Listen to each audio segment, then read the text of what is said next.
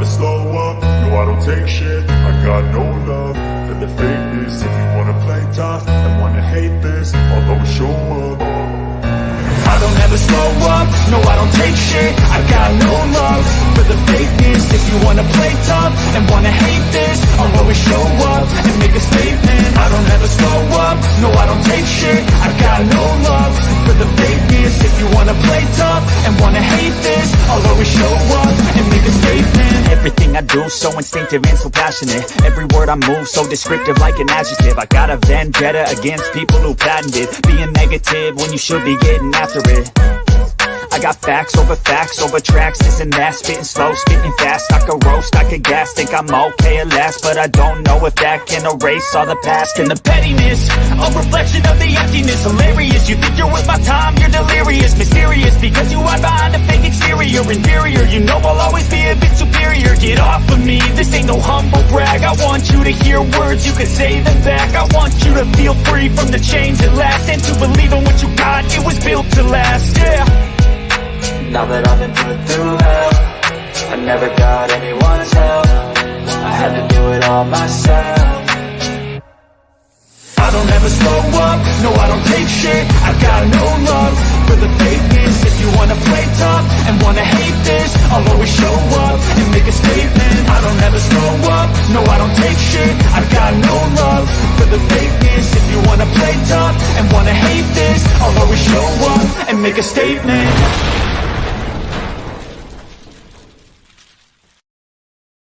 To remember, Saturday, September 21st, the Picture Perfect Event Center, Jackson, Tennessee. Memphis Wrestling Hall of Fame ceremony comes to Jackson for the first time ever. The Rivalry of the Ages presentation to Jerry Lawler and Bill Dundee. Also, Handsome Jimmy Valiant, The Rock and Roll Express, Danny Davis, and tons more. Exclusive meet and greet at 3:30. Event to follow. Go to MemphisWrestlingHallOfFame.com to purchase tickets. Saturday, September 21st, Picture Perfect Event Center, 2310 North Highland, Jackson. A night to remember. Superstar Dundee coming at you here. We got a big show coming to Jackson, Tennessee on September the 21st. Memphis Wrestling Hall of Fame. See the poster behind me for more info. Going to be a big show, and that's a fact, Jack. Like I just said, it's Saturday, September the 21st in Jackson, a night to remember, brought to you by Terry Golden and Randy Hales. It's the Memphis Hall of Fame. Don't miss it. The list of all of us being inducted is unbelievable. Add to top it off, Dave Brown and Shane Russell going to be ringside calling all the action. Get tickets online at MemphisWrestlingHallOfFame.com or buy at the door.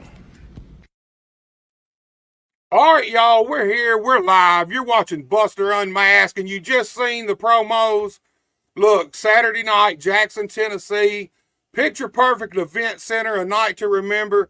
You do not want to miss it. It's this Saturday night. Look, man, starting at 3:30 p.m., there's going to be a big meet and greet.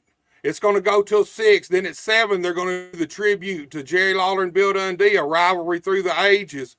Then after that, it's obviously the main event, the 2024 Memphis Wrestling Hall of Fame inductions. But guess what? We got a huge show tonight. And we're not going to waste any time. That's why we're actually starting early. Look, man, my co-host tonight, it's been a long time since I had a co-host. Here's the deal, man. This dude is KAW's original hype man. Flavor Flav ain't got shit on him. I bring to you the one, the only, the Penguin. Penguin! What's going on, Buster? Hello, humans. Old school shirt right there, man. What's happening, pimps and hoes? How there you you doing? Go, man. There you go. I ain't heard that in years, dude, in years. Man, I miss all my little pimps and hoes out there, man. Miss all the pimps and hoes, for sure. Dude, man, look, man, I said hype, man, and they might think I'm bullshitting, but I ain't bullshitting when I say Flavor Flav ain't got shit on you, man. You, man, one of the probably the very best hype man for pro wrestling I maybe ever seen, man. Talk to me about that, dude, because yeah, I remember you'd be in the ring, you'd be all fired up, you got this little dance gimmick you'd do. Man, you get them people riled up, man. Talk to me about how you kind of became the Penguin. Well, Buster, you know when me and Terry first met, Terry Golden, you know, and we talked about doing all this stuff, and I had a bunch of video equipment that I was able to use, and Terry had all the rest of it. But we knew that we had to be different, right? That we didn't want to be the same old because we were tired of that, right? So we knew we had to be different, and you know, we did, as a ring announcer, from a ring announcer standpoint, because there was no way I was going to wrestle. I was too old at that point, and I didn't want to train. I was lazy. I was too busy partying anyway. Right. So the ring announcer became what I want, you know, what I could do. And, you know, you go to, at that time, you just went to a wrestling show. The ring announcer came out, you know, and he's dressed up and he's like, and the first, blah, blah, blah, you know, and Right. And it was just kind of there, right? You accepted it. It was what it was. And, you know, no, but I wanted to, you know, I was like, man, we got to hype it up, man. We got to get excited. We got to get people excited. And, you know, it just, that wasn't really the Penguin. That was Ron Guidry. That was me, that guy, man. And I just talking a lot of shit, you know, talking loud, having fun, mainly having fun. Right. There was I think Red Bull had just hit the market, and man, that Red Bull fueled a little bit, maybe a lot of it. You know, there was a lot of other stuff we were drinking and a lot of other stuff we were doing, and you know, we're just having a good time, man. Having a good time. We wanted the people to have a good time. We wanted to do things that when people left, they were still talking about it 3, 4, 5 days later. Man, never in my wildest dreams that I'd ever think almost 30 years later, they're still talking about it. But, you know, we just wanted to we wanted to include the crowd. We wanted to make them excited. And I felt that, you know, the way I portrayed the ring announcing, and I think that it resonated with the fans, and you know, it was hype. It was hype. That was for sure. I look, there's a few things. There's a lot of shit that makes KAW made it unique, especially to the Memphis, Tennessee area. Absolutely, one of them was you.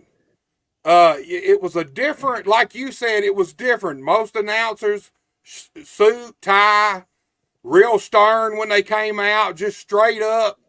You know, this is your match. These are the participants. A lot of times, even their weights and where they were from. And it was just straightforward, but not you, man. You brought a different energy, a whole different energy to the show, man. And I think that's I think that was a big calling card to begin with that attracted people to KAW. It was totally different than anything we were used to around here. And then the energy from everybody there. You know, I mean, here's the thing. When you're out there doing your thing, hyping people up for the show, that energy's there. The people feel that energy. Not only do the people there feel that energy, but that hypes the boys in the back up too. The boys feel that energy. It can't help but ooze over into the fans and back in the dressing room, man. And that goes a long way into having a great show, great wrestling show all the way around, man. Well, you know, the ring announcer's the first guy out. Right. You know, before anybody, you know, he's got to come out there, and he sets the tone. And you know, if at that time, if I could set a tone of 1, you're gonna have fun. 2, we're gonna party. So go buy some beer. And 3, we're gonna give you the best professional wrestling show that we can possibly give you. And we got a DJ. That's one other thing that I think I forgot. We had a live DJ in all of the shows at the New Daisy. Right. We had a live DJ spinning records the entire time. Through the matches from beginning to end. Well, it basically was a big party. I mean, it was a party with wrestling and wrestling Yeah. matches and shit, you know. Look, Penguin, we got Vince Vex, which is Izzy. He says so much love for Penguin. We got Tim Davis with us. Tim says, I'm here, buddy. What's up, Tim? Glad you're watching. Joseph Earl Dawson's with us. Hello, Buster, and special hello to the Penguin. What's up, Joseph? I'm glad you're here with us, tuning in, man. Should be a great show. Look, man, when I say should be a great show, I mean, here's the thing, man. Here at around 7, we're going to have the biggest little man in professional wrestling on here. One of the KAW originals, Todd Moton. Around 7:30, we're going to be joined by soon-to-be 2024 Memphis Wrestling Hall of Famers, PG-13, JC Ice and Wolfie D, man. I'm super looking forward to this. I know you got history with all these guys, man. Yeah, Talk to me about these guys. Talk to me a little bit about Todd Moton, man. Well, Todd, he came in. I didn't know. Obviously, I didn't know him before then. Him and Terry were really close. And Terry said, "Hey, this guy, my guy Todd, he's coming in." And to be real honest, I mean, outside of the ring part, I didn't know Todd that well. There was, but everybody within KEW was super cool and super nice and everything. And I think we all kind of understood, that we were just here to have fun and maybe make a little money. And, Mainly have fun. Maybe have fun, drink a little beer. Right. So I wish I had gotten to know Todd a little better. But just circumstances around it didn't, just things just didn't fall in line. And because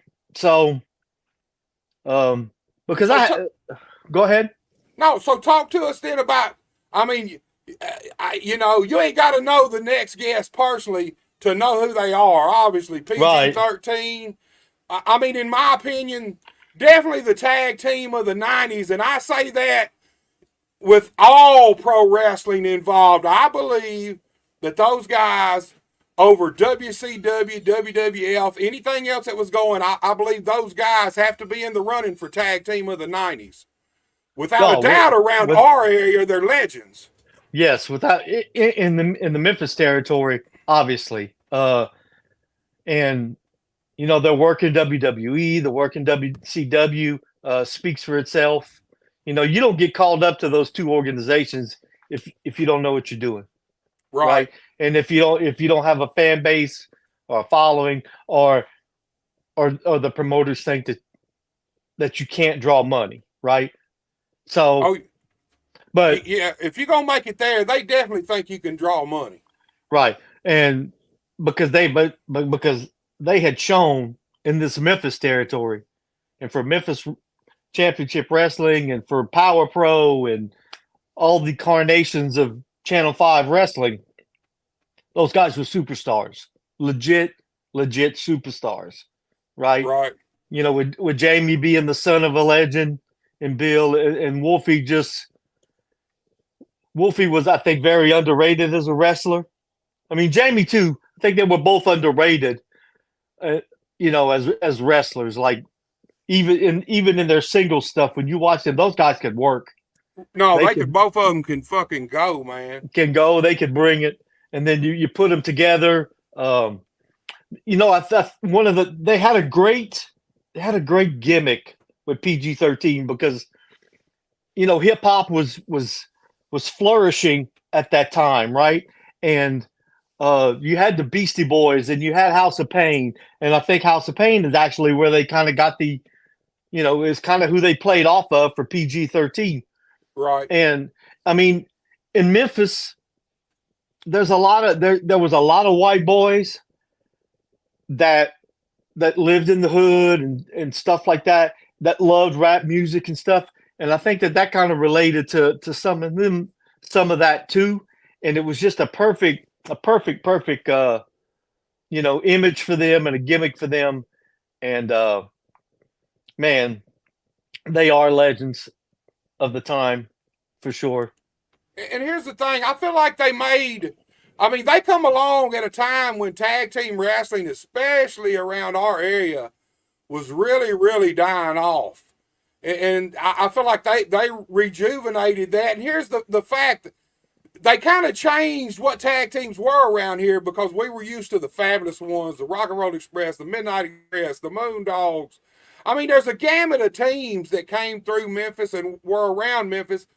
But when PG-13 came along in the 90s, early 90s like that, I feel like that they made it cool. I feel like they were cool, and I feel like that drawed the fans in, man. I feel like they made wrestling and made tag team wrestling cool again. Yeah, they did. They did. And like I said, I'm not sure. I don't know if they could have worked in any other territory, right? Because of the hip hop influence, right? But in Memphis, it was perfect, and those guys got instant respect from the fans, who, Memphis fans and the Memphis. It's a bunch of street people, right? It's people that they live in the streets, they live in the hoods, and it's. And it's not just blacks; it's whites too. I mean, it's a big mix of people, and everybody's kind of got to hustle, or they're hustling, or they're doing this and doing that and selling things and whatever. And PG embodied, PG-13 took those characters, put it into their own selves, and and when you can if you have a gimmick and it resonates with the fans, it's money, baby. And they made a bunch of it. Yeah, I feel like that. Look, they were a team that I feel like everybody could identify with. Everybody had some of that same attitude in them. Everybody had some of that same I don't give a fuck attitude in them at the time, man. I feel like that obviously helped them a whole lot just by it resonating with people. Right. They just resonated with people. I mean, I don't really know how else you can say it, man. But look, man, we found out some things over the last year, about a year or so with Terry and stuff. One thing that we found out was you were actually the guy that brought the idea of taking this to TV, to Terry and them. Talk to me about that, man. Okay, so I had been working for this little company, and they had hired me to. I'd been a street guy or whatever. I was working in fast food. I was just doing everything, selling everything, whatever. And so then I get a job working with this small little production company, and they wanted me to tape high school football games and sell copies back to the parents. So I said, okay. So that worked out great. And then the little owner of the company, he's like, look, man, just take those cameras home, man. You can do whatever you want with them. Learn learn them, just use them anywhere. So that way you better know your camera. You start basically teach yourself. So I started going to little wrestling shows with the camera. And I'd bring a couple of tapes, and at the end of the night, I'd get with the promoter or whoever. First I'd ask, and then, of course, everyone said yeah. But then I'd tape the matches and give it to them. One of these little shows, I don't remember, I think it was in Coldwater, Mississippi, they ran a show. Yeah, they used to run wrestling in Coldwater all the time back then. It was either in Coldwater or in Brighton. Brighton, too, at the time. But they was wrestling, I want to say every Saturday night in Brighton then, maybe. Yeah. So one of those shows, that's when I met Terry, and we talked or whatever, and then I said, man, he was like, because he said, he's like, man, I'm thinking about doing a show, and he's like, I'd like to do my own thing, and I'm like, well, shit, we got all these cameras, we can put it on TV. And so we go to lunch, obviously, Terry, you go to lunch. And he don't let you buy shit. rat motherfucker. But anyway, so we go to lunch, we talk. I had an in at Cablevision, which was the cable provider in Memphis, and they had cable access channel. And so I contacted my guy George over there, and I'm like, "Hey man, we want to do a wrestling show. Can we get it on cable access?" And he's like, "Well, you got to fill out this paperwork, but he's like, just fill out the paperwork, and I'll make sure it gets in and gets on. Right? You just bring me the tapes, and we'll put them on." Right. And that's how it started. We figured out. I think the first show we put on Cablevision was the beatings on Beale, which I didn't prepare. I still have a ticket. I still have a ticket stub from that very first KAW show. Wow. Kick-ass, the beatings on Beale, and that was in I think in November of '98. We did that or something. I don't know. My mind's a little cloudy too. So been a lot of years, man. A lot of years passed by since then. And man, hey, look, when we made that first show, and at that point we had the Platinum Plus girls on there, and it was raw and uncut, and the guys at Cablevision, they didn't edit anything. It ran raw. I mean, we cut it, like we edited down the matches, and we put we sat in the studio and put voiceovers on it. I mean, we were cussing and talking shit, and right. I mean, just freaking out on the matches and just having fun. We were just having fun, man. And we had, the girls were out there. Now, obviously, the girls weren't getting fully nude, but they were in G-strings and yeah. And look, I've actually tried to put a couple of things with the girls on it on YouTube, and immediately it got pulled, man. Two times I've done it, both times it got pulled. Oh, boo! And hey, now, boo. like you said, they wasn't naked, but no. There was enough going on, man, that YouTube pulled them both times, man. And what we found out was, like, so my inside guy at Cablevision, he was looking at the ratings, and he was like, "Man, people are watching this." He's like, more than any other Cablevision show that they were running, that cable access. He's like, right. we had got it out there. We there was a radio. I think John Stacy had a radio show where he was talking wrestling, and so he promoted it a little bit. Get the word out there. Plus, after that first KAW show, the word in the street just spread like wildfire. Right. That we had came and we were coming to do something, and man, it got numbers. It got real numbers. Now we wasn't going to take Channel 5. That we wasn't going to knock them out of the time slot, but I think we ran it like at 11 o'clock at night or midnight on a Friday. Right. I think it ran. And, for that time of night, you got to figure it's Friday night at midnight. Our audience that we wanted, they in the bar. Yeah, they were drunk somewhere. They were somewhere or something.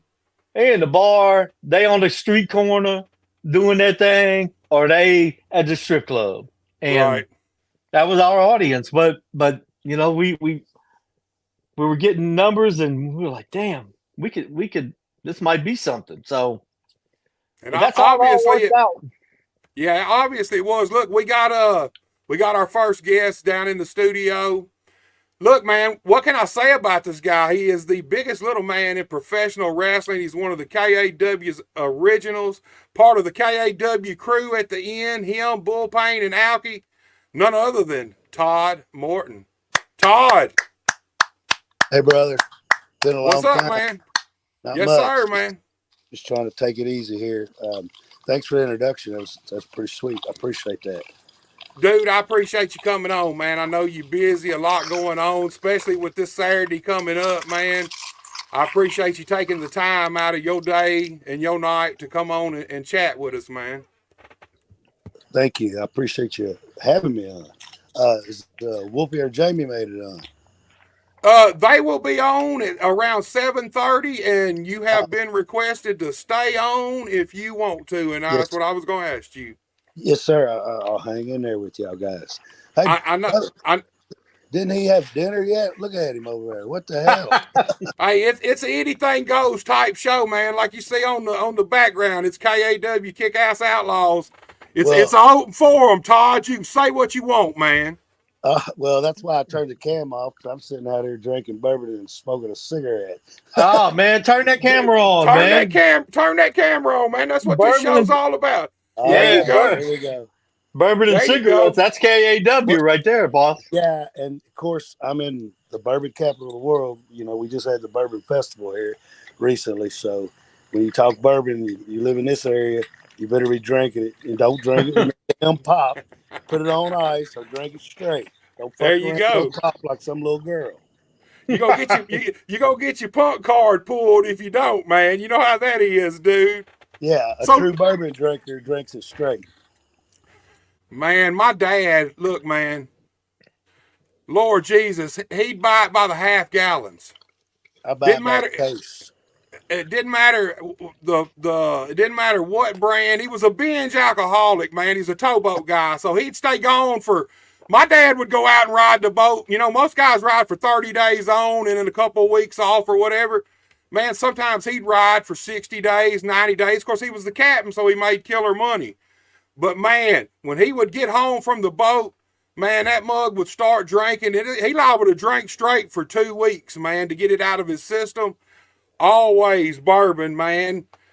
What was Man, his bourbon? shit.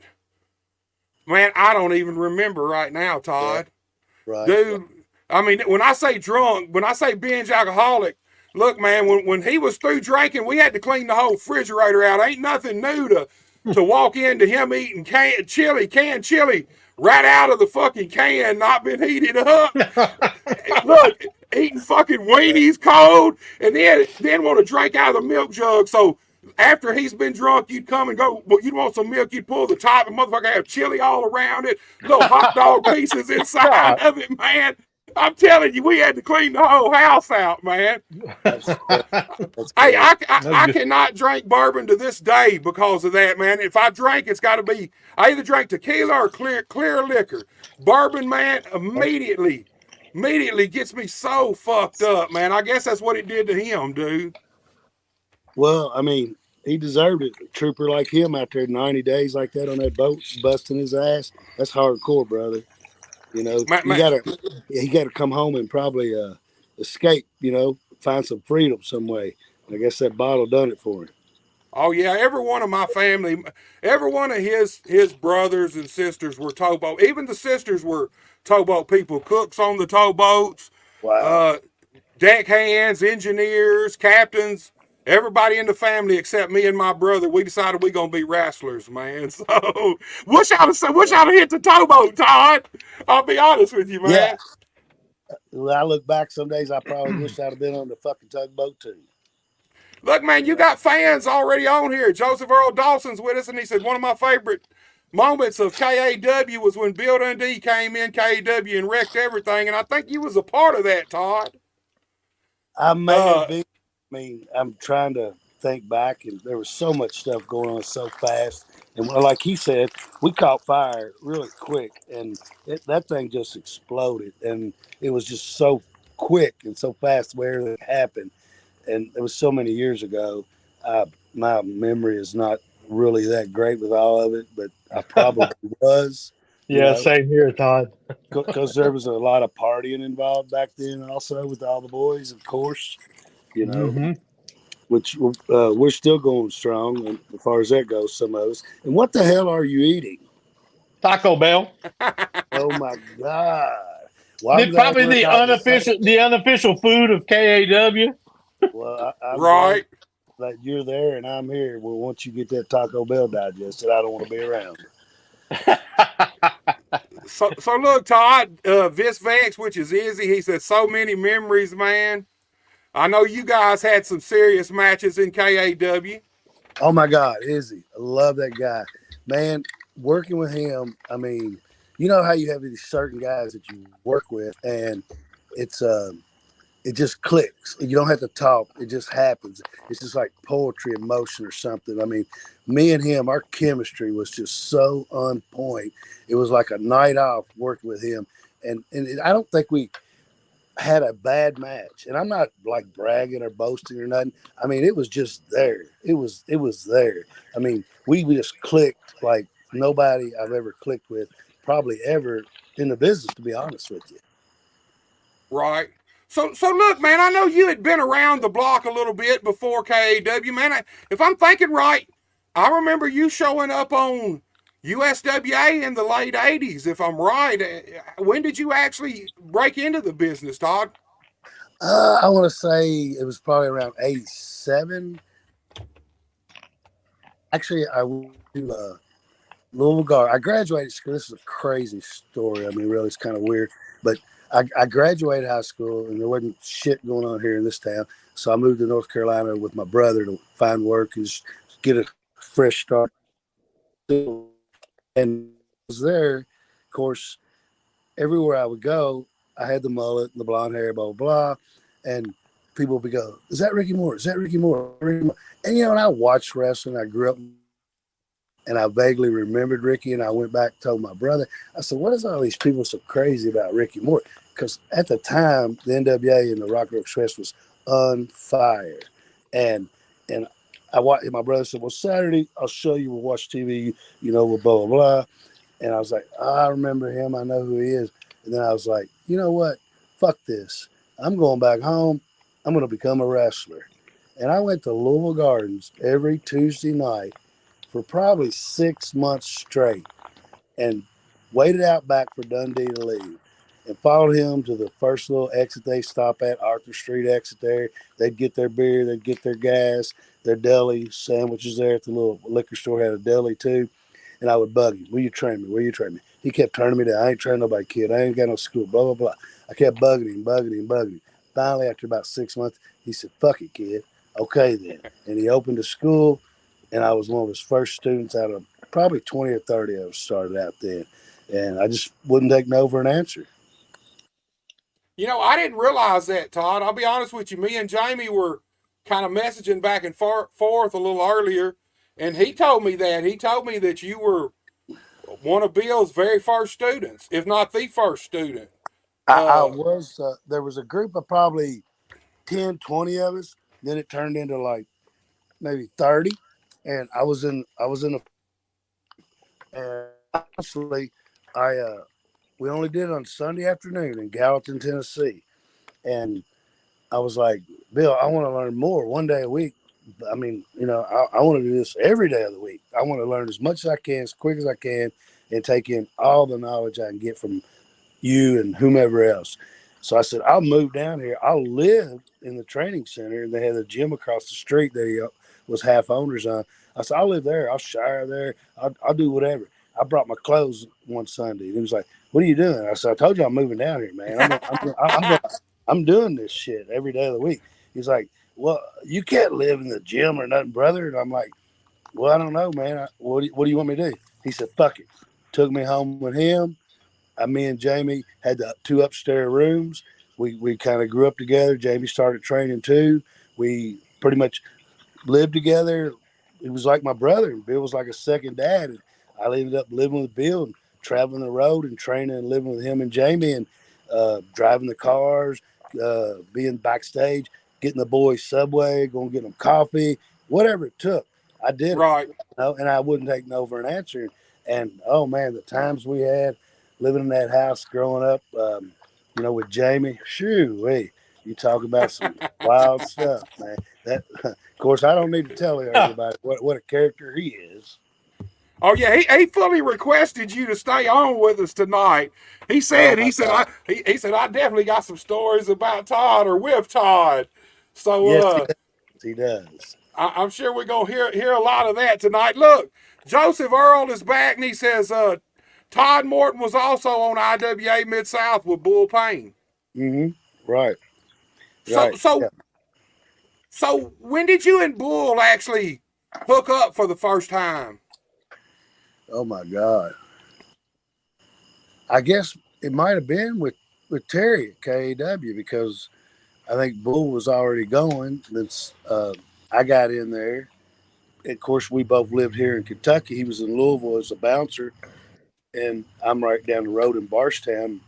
We started traveling together, and it seemed like the first time I was going to travel with him and Pondo come down. They were going to meet me in Elizabethtown and ride on down and do a television taping. And I don't know what happened. Something happened when I was there, and me and Bull didn't really know each other real well. Pondo had wound Bull up the whole time about, oh, Todd this, Todd that, Todd. He was riveting, but Bull, you can push his buttons pretty easy and get him wound up.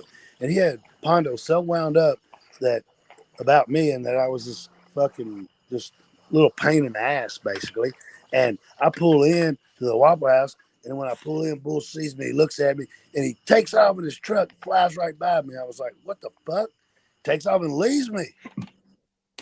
Shit. And I'm like, what the hell? And I called Terry. I'm like, hey, this crazy bastard just zipped right by me, about ran me over and left me here. But Pondo was playing a rib on him, but Bull took it off. He's like, he was like, I don't want to ride with this cocksucker. Pondo said he's a little punk. He's a smart ass, and he's this, he's that. Yeah, my character was, but I'm not really that way. But Bull, man, he was like so hell bent on it. He was like, I'm not fucking with this dude. And at the last minute, he bolted and left me fucking hanging. Damn. What the fuck? Then after that kind of got squashed and everything. Then we started riding together and, doing all kinds of stuff together. And of course, we clicked. We clicked at IWA. Man, we've become the best of friends. I love that dude to death. He is like my brother to this day. He's come and stayed with me not even maybe 6 months ago or so. I can't remember exactly, but me, Terry, and Too Tough Tony flew down to Tampa and surprised Bull. He didn't even know he was coming. And I'm out there knocking on his door. He's like, who the fuck's knocking on my door? He thought it was the police. I'm getting the police knock. Bam, bam, bam, bam, And he's like, who the fuck is it? Then he opens the door. And he's like, oh, my God. And we went down and visited him, surprised him out of the blue, hung out with him for 2 or 3 days. And I will never regret doing that. That was one of the greatest times I've had in years, and I hadn't seen him in years. And Tony needed that. Terry needed that. I needed that. But most of all, Bull needed that. And, man, we stay in touch. Like we were talking last night, and he was telling me how he can't come in for the show because he's head of security at this big strip club in Tampa Bay, Clearwater area, whatever. And Tampa Bay Buccaneers have a home game this Sunday. And when they have home games, they will not let him off for anything on that weekend because the place is an absolute fucking madhouse. And here's the thing now. You and Bull were the last remnants of KAW when it switched over from KAW to MCW. You, Bull, and Alkie were the KAW crew at this time. Talk to us about kind of that switch over, Todd. What you thought about it? What how you figured it would play out, man. I don't know. Some people's gonna like this answer, but anyway, fuck them. I don't care. But we didn't want it. We didn't want it to happen because we felt like what would happen is what did happen. Right. We would end up being involved with the Memphis stuff and the Memphis people, and then we got the WWE developmental. But it was because we was getting big. We were getting strong. We were causing them problems. We were taking away viewership. We were taking away fans. We were competition and stiff competition. We were starting to beat them out. So they thought, okay, we'll join them. We'll offer to come with us, and we'll do the WWE developmental thing, blah, blah, blah. And it wasn't long after that, it was over. And the way I said, we were kind of, I don't know how to say it, and I don't want to piss anybody. Well, I really don't give a fuck, honestly, but I think we were lured in so they could fucking do us in. So we wouldn't be competition no more. You're not the only person. I've heard that laid out, even back when it, like you said, when it first started. There was guys that had that same idea. I can't deny. I was one of them. I felt like, I mean, we were like you said, we were starting to draw everywhere we went. We were selling out buildings. We had just done it, the show in Jonesboro, where there was over 1,000 people there. Huge house in Jonesboro, man. And then we got to where everywhere we go, we were drawing people, and I think that's a valid theory, dude. I think that's a valid point. There's a lot of people that kind of had that same feeling. Well, Memphis, you know, and people still, it's like a coined phrase. Oh, you're pulling that Memphis bullshit. You know, they were notorious for doing those type of things. That man, I'll give them credit where credit's due. They knew how to take care of business and protect themselves and eliminate the competition. Right. Look, guys. And they tried like a motherfucker to eliminate KAW with the fire marshals and trying to get the police to come and all of that stuff. And none of that shit worked. I wish we would have not fucked with them at all and just kept doing our thing and being a pain in their ass the whole time, honestly. Right. I mean, yeah, we done good for a minute, and Terry made big money. Some of us other guys made some money at WWE, doing developmental stuff and getting dark matches and so forth and all that kind of thing. But it was like, you know, I don't know how to. It's like I said, they lured us in to do us in, and that's what they done. If we had to all do over again, I don't think Terry would have done it, and I don't. No. That's would have went for it. We would have just kept doing our thing. Said, "Fuck you. We're better than you. We're gonna just go toe to toe with you, and let's see where the chips fall." You know. Yeah, Terry so much has said that on a couple of the podcasts. He said, looking back at it now, that he wished he would have just left it KAW. He wished he. I mean, right. I think all of us do, man, because I felt like at the time KAW was the thing going on in Memphis. It was. We were like packing everything, selling it out, and we were like so. I don't know. I guess we were kind of like an ECW type of thing, maybe. I guess that would be some way to. That's safe to say, yeah, for sure. Yeah, and we just caught fire, and I think they felt threatened, so they're like, "Okay, how can we backdoor these guys? Let's see. Let's do it like this." You know what I mean? Right. So look, guys, go ahead, Penguin. After you get through, we're gonna get. We got our next guest coming up. He's down here in the studio. We're gonna get him on. Finish your thought, Penguin. I think Todd brings up a good point about we were ECW trying to be. We weren't really trying to be ECW, no. But we saw what ECW did to buck the system. Well, and what they did had worked.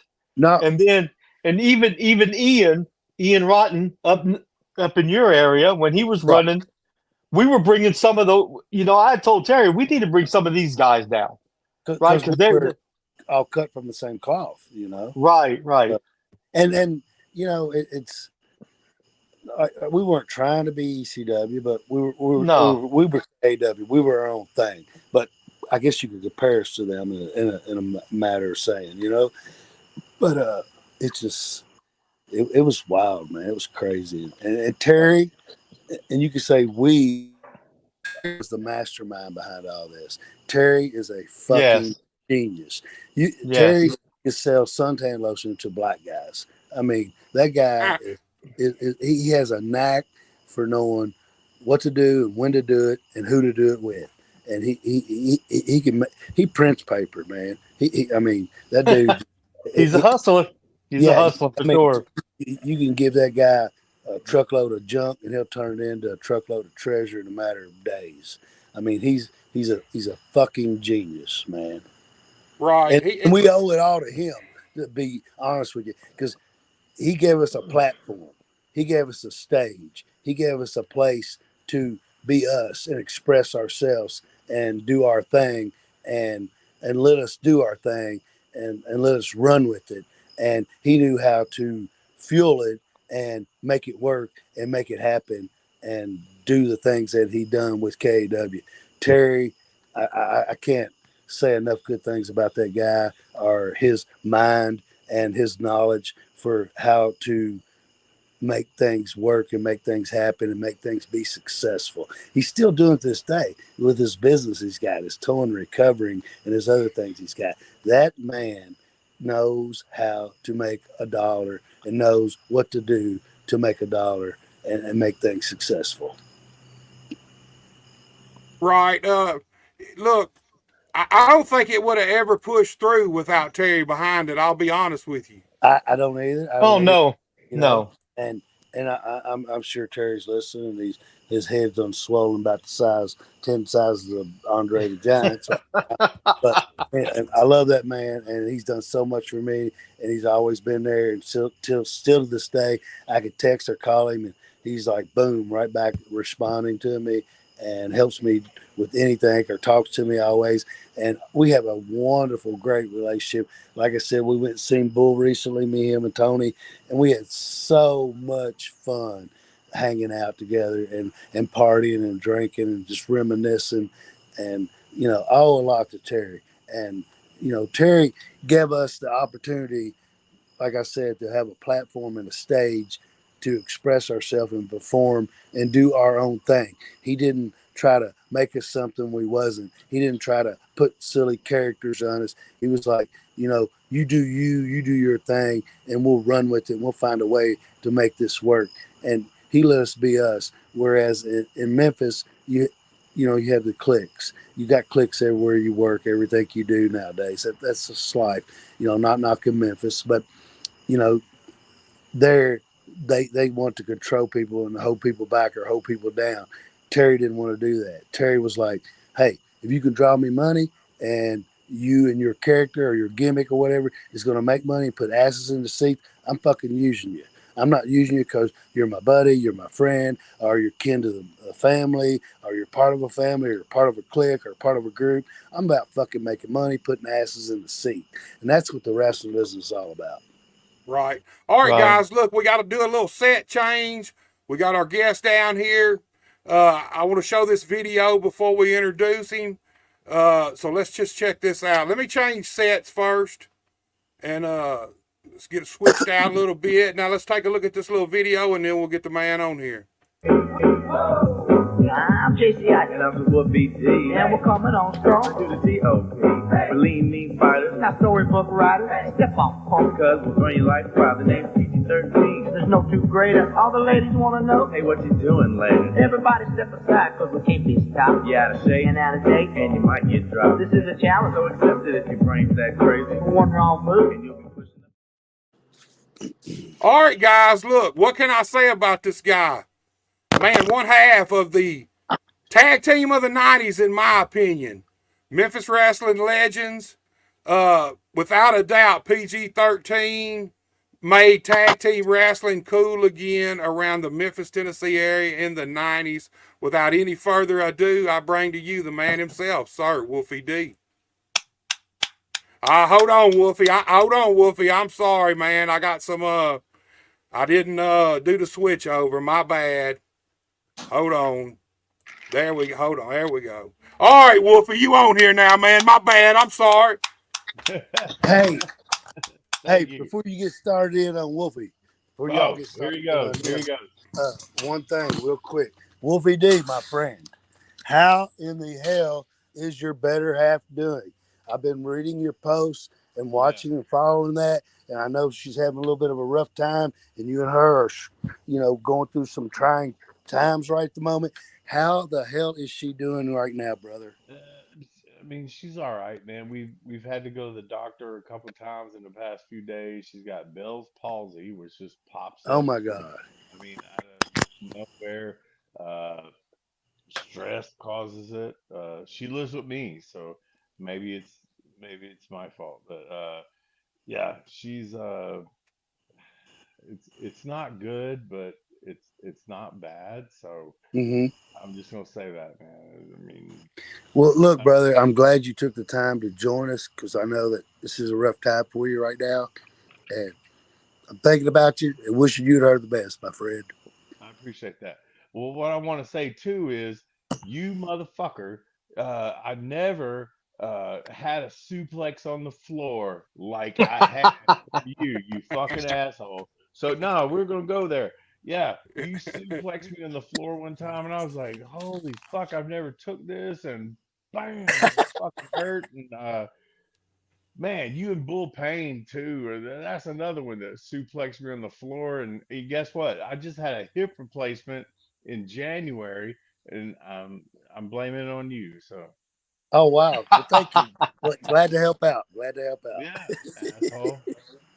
Well, Wolfie, man, like I said, I appreciate you coming on, dude. I know, Hey, like but Todd said, seriously, you. seriously, Todd, I'm glad that you're gonna be there Saturday. I can't wait to see you, man, and hug you and stuff.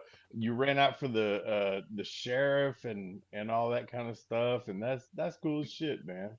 That's cool as shit. Yeah. Actually, I ran for the jailer, but that's Okay, okay. whatever, something like that. Yeah, I don't exactly. want to be in Politics. close proximity with you or the jailer, whatever. But I'm not a politician. Of course, you know that. I just got a job about 7 years ago in the correction business, and I love what I do.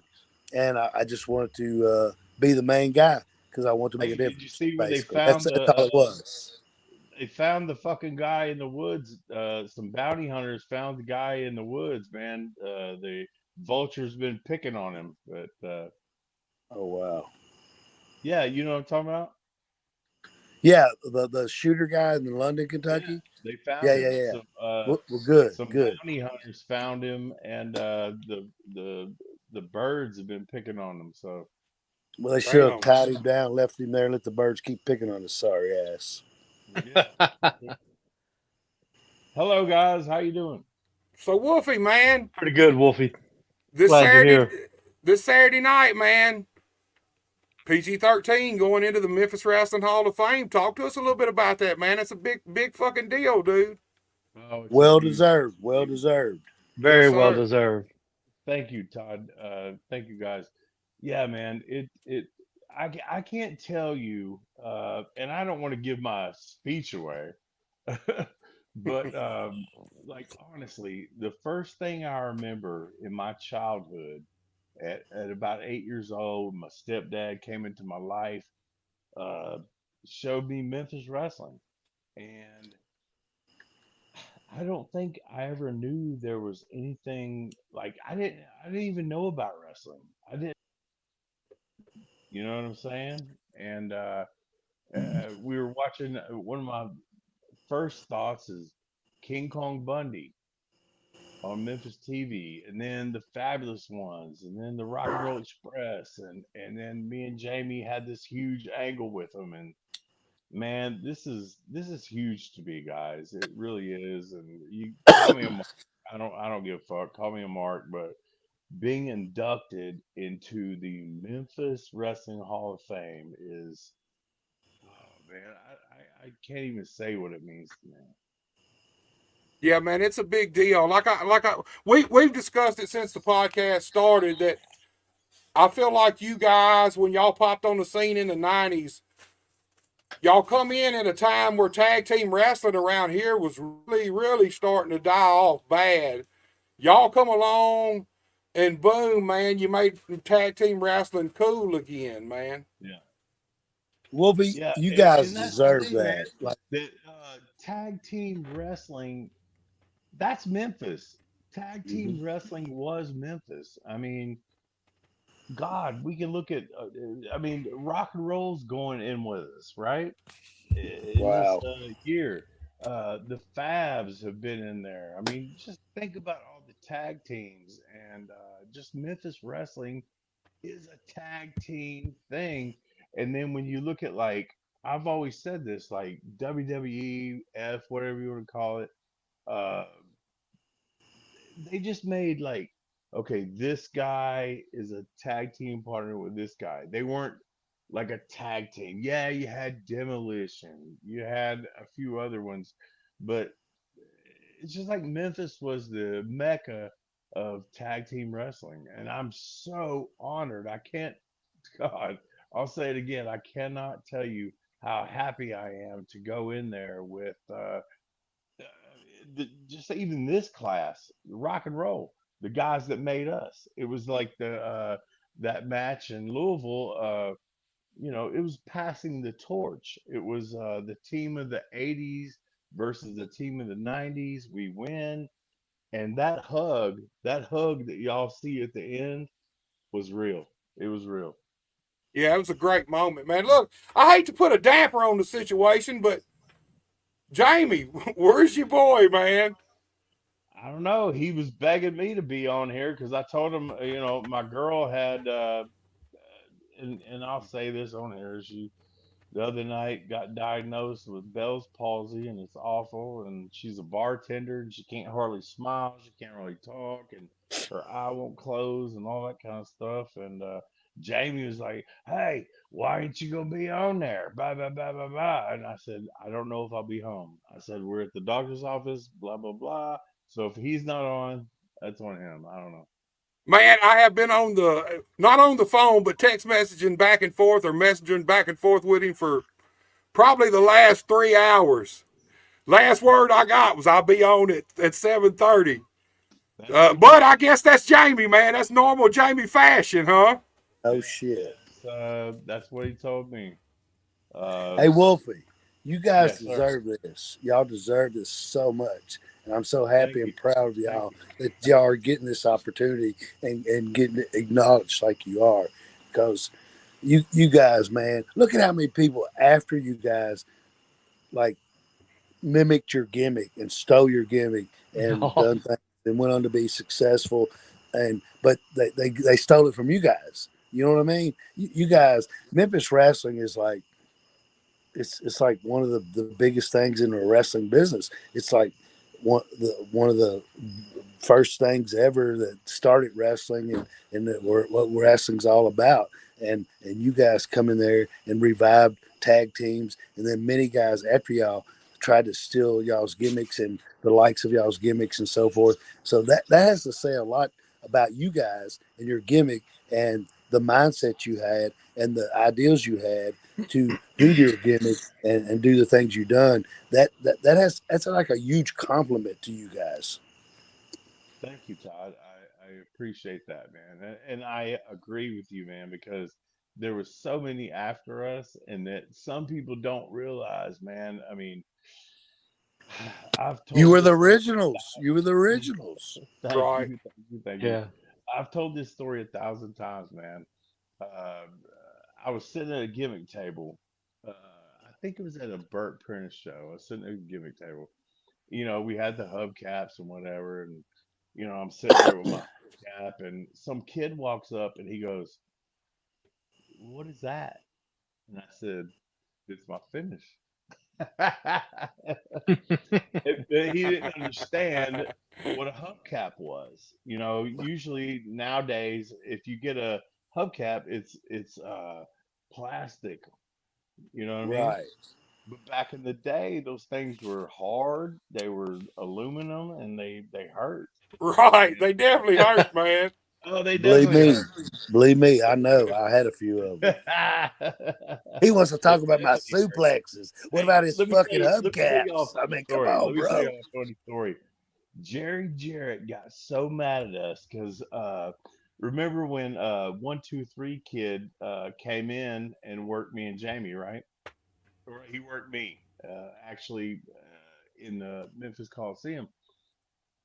Back then, we didn't like understand how bad these things were on your hands, right? But then after that, we started taping them up because your fingers would get caught in there and it would cut you up, right? So anyway, the finish with me and 123 Kid was he had to hit me with the hubcap and we didn't have it taped up good. Split his hands open. He was bleeding like a motherfucker. He was working for WWF, and Oh, Jerry Jarrett was pissed. He was like, "What the fuck? Why are you doing this?" Blah, blah, blah, blah. So after that, me and Jamie started learning how to tape them. But we also, to our thing, we told him hold it like this. I don't know if y'all can see me, but hold it like this. Don't hold it like that or whatever. Hold it like this. So anyway, we learned how to tape it up, and most people that wanted to use against us didn't know how to use us. But I'll say this: Danny Davis also taught us don't let other people use your gimmick. So I'll just say, hey, you want to use my gimmick, you got to learn how to use it. Right. Look, guys, we're going to replay the video again. Jamie's down in the studio. Finally showed up. Fashionably late, but he showed up. So that's all the fuck we can ask. I'm going to hit this video again, and then we're going to get Jamie on here. I'm JCI, and I'm the Wolfie, and we're coming on strong to the T.O.P. Believe me, fighters, not storybook writers. Step on punk, cause we're throwing you like fire. The name's PG-13. There's no two greater. All the ladies wanna know, hey, what you doing, lady? Everybody step aside, cause we can't be stopped. You out of shape and out of date, and you might get dropped. This is a challenge, so accept it if your brain's that crazy. One wrong move, and you'll be pushing them. Penguin, we putting your ass to work right now. I did Wolfie. It's time for you to go to work. You give Jamie an intro, man. We'll get him on here. You want me to give Jamie an intro? I was talking to Penguin, but if you want to do it, Wolfie, be my guest. Absolutely. Do it, Wolfie. Let me tell you something. This is the guy that he's a fucking idiot. I love him to death, but man, he can get over anywhere. He does stuff that nobody can do. I promise that. And I love him like a brother, man. JC Ice, come on in here. Okay, Donald, okay, man. Make America great again, bro. Listen, I can't campaign next weekend. I have to be at the Hall of Fame, but I'll be there next weekend. Love you, Donald. It's Donald Trump right there calling me, man. I'm sorry, y'all. I've been busy, tied up. Terry Golden's blowing my phone up, man, telling me, Dundee, get on the damn podcast. Listen, Golden, I've been on this podcast for about 2 hours. Listen to all you people talk. Me and Buster already had this lined up. I'm fashionably late, but I'm here. Hi, Wolfie. Hi, Todd. Hi, guys. Yeah, Jamie got with me. He said, let's fuck with Wolfie and let's fuck with Golden, man. Let's act like I know show, man. And so here we are, y'all. He always no shows. Jamie, no, man. It's not a no-show. It's not a no-show if you didn't plan on going to begin with. But I promise you, I'm coming to this when I've even got a speech, and I got to have somewhere to say it, so I got to show up. I'll be there, I promise. Hey, Jamie, you told me you got your speech is like fucking 5 pages long. Have you? Well, listen here. I'm great, and I'm 5 pages worthy. I promise. I Googled it. I Googled how long a speech should be because I've talked a lot in my life, but I've never had to give a speech. You know what I mean? I've talked a lot of words came out of my mouth in life, but this here's what do you call it? It's an awards banquet speech. You know what I mean? And I've never really gave one of them. So I Googled it and they told me what to do. So I got it down, man. I got it down. It's going to be one of the greatest Hall of Fame speeches ever. Oh, I'm sure it will be. I hope they got that 5-second fucking button, man, so you can cut his ass off because there ain't no telling, man. Hey, giving Jamie a live mic, man, is like throwing a fucking unpinned grenade just out in the fucking audience somewhere, man. You'll never know where that motherfucker going to explode at. Speaking of live mics, there was a time in Kick-Ass Wrestling when they give me a live mic, and I believe, Buster, you kicked me in the head, and I believe, Todd, you had to drive me home that night, put me out of the car about 10 miles from my house. For some reason, all y'all were drinking and I wasn't. I just know that a live mic is not a good thing when you add alcohol to it. Hold on now, Jamie. I don't remember me kicking you in the head. I remember you and Golden going at it and me trying to get Golden off of your ass after we had all had to come save your ass. Well, at the frat house. Said, you're killing the show. God damn it, he's kicking me in the head. He said, and I remember you saying, Buster saying, well, you son of a bitch, we ain't even gonna get paid now. And I know you don't fucking care, but I care, damn it. So go ahead, go to those you $50, man. Right. Bastard. Hey, Jamie. And poor Todd Morton had to drive me all the way home to Nashville and listen to me rant and fucking rave for 2.5 hours. Finally, he said, he stopped the car, got out, threw my bag on the road, opened my door, said, get the fuck out of my car, dude. Yes, I did. Had enough. Hey, can I be graphic? Jamie. You know?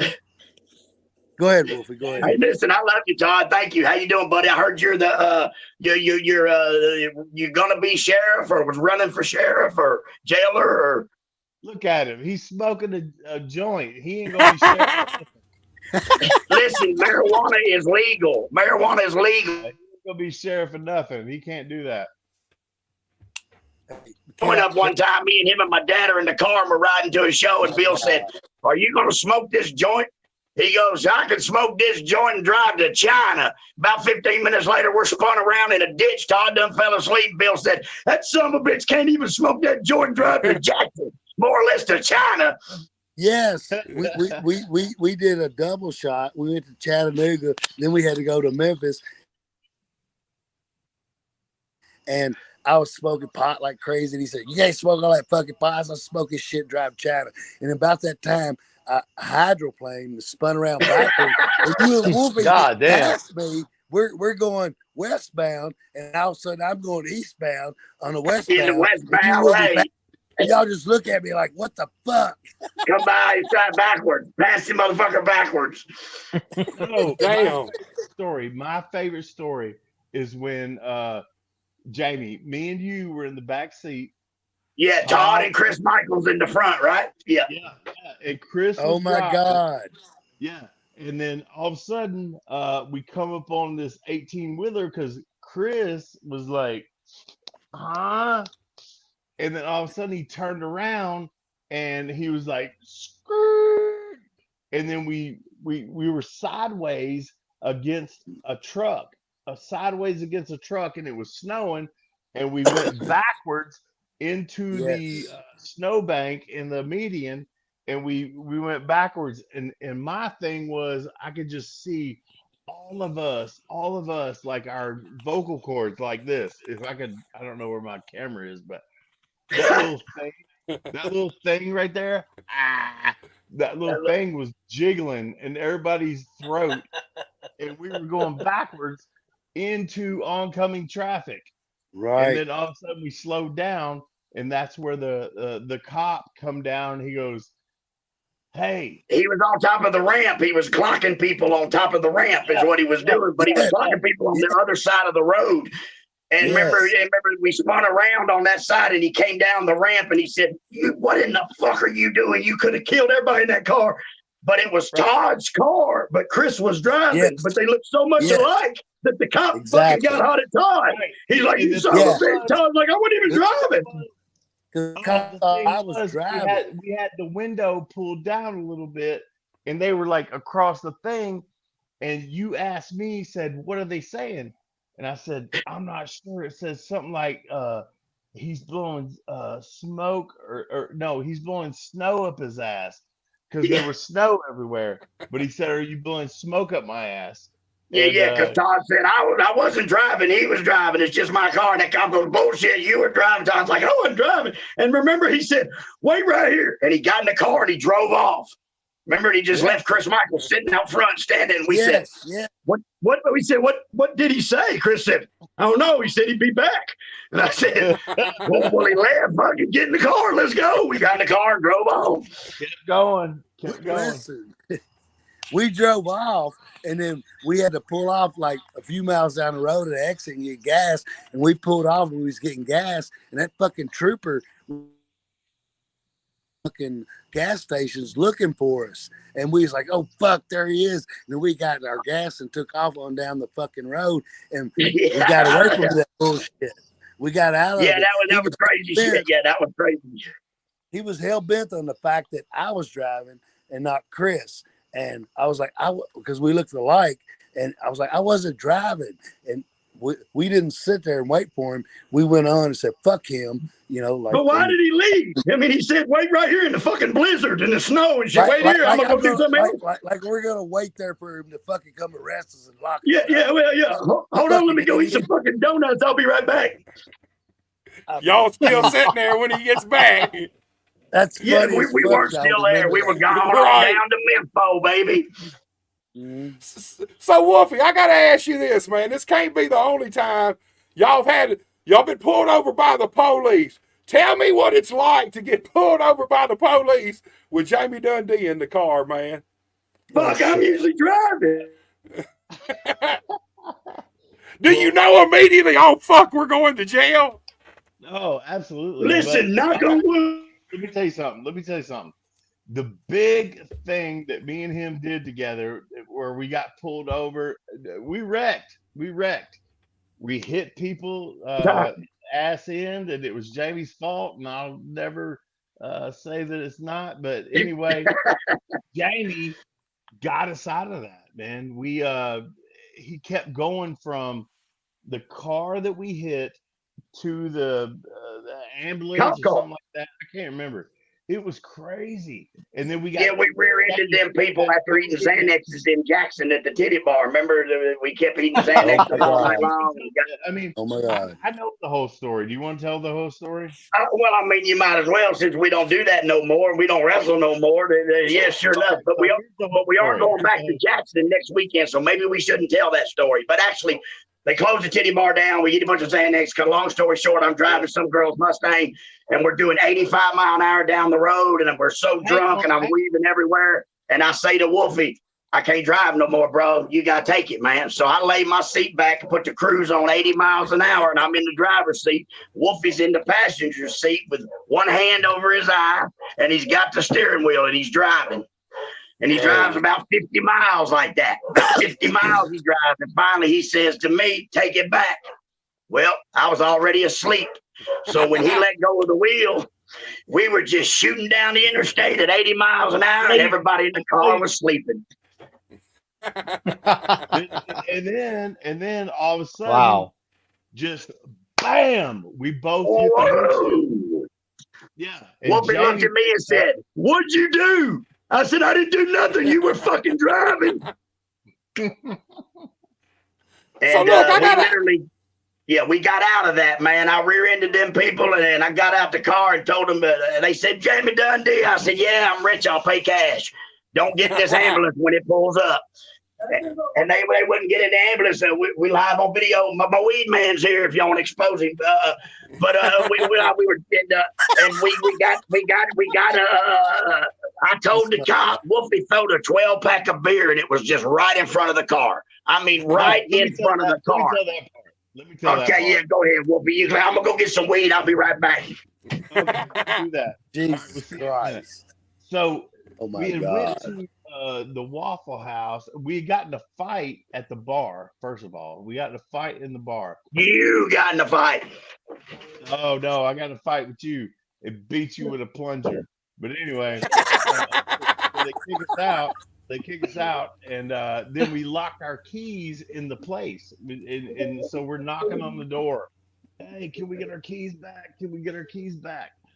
And then they give us our keys back. So we go to Waffle House, and it was right across the Jackson, where we're going to be next week.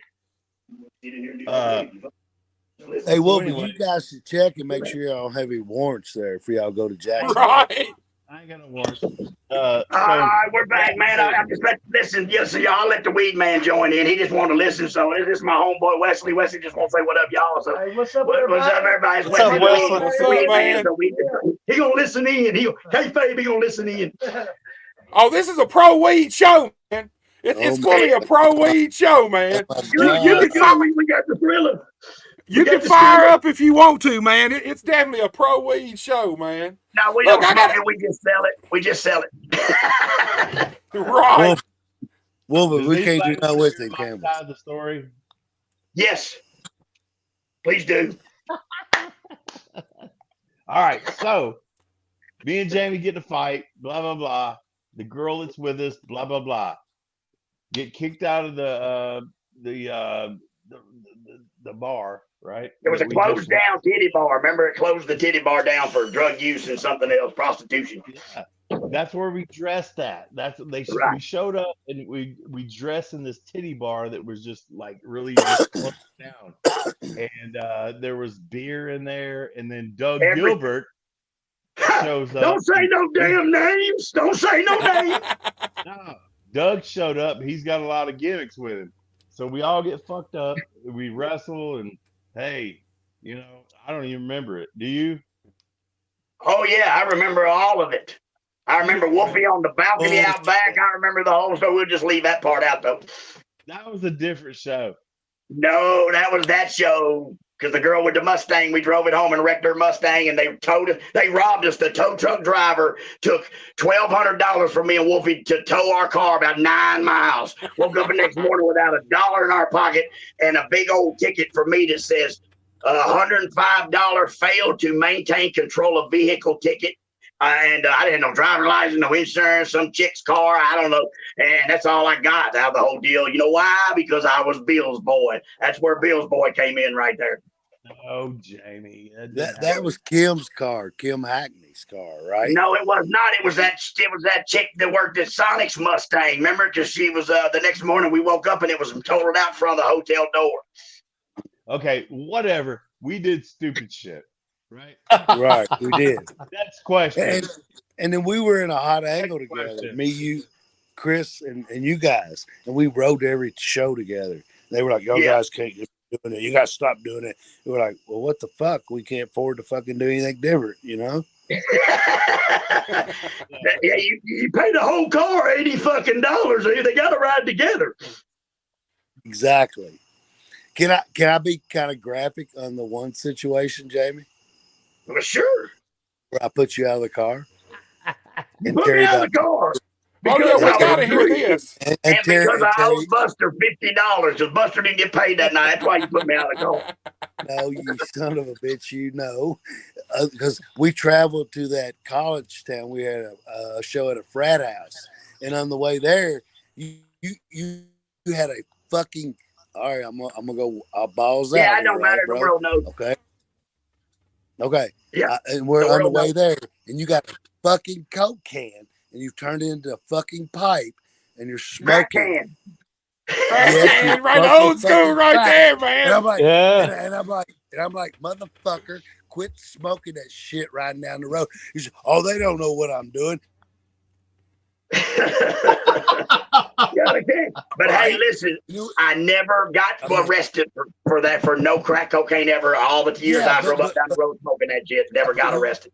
To the show, you got to cut this fucking promo, and you piss the people off, and you start a fucking riot. Terry Golden told me to fucking go out there and talk about the Wolfie. Your penis is in the screen. Please sit down. Oh my God! And then on the way home, you were fucked up, and that's I just got. I'm like, I'm tired of fucking with you. Get the fuck out! I pull over. I throw your bags out on the fucking side. You're really gonna leave me here? Like I say, yes, motherfucker. I'm done. Let me ask you, Todd. Was he only 5 miles from home? Was he out of crack by the time the ride home? Oh yeah. Oh yeah, definitely. There was no more crack once I got to the frat house. He was out, and he kept telling me, "Go here, go." He was speaking when he got to the frat house. Terry Golden told me to go out there and then what to say, and when I said it, then he cut my microphone and and I was walking back to the fucking frat house, and there was a dude sitting on a wall.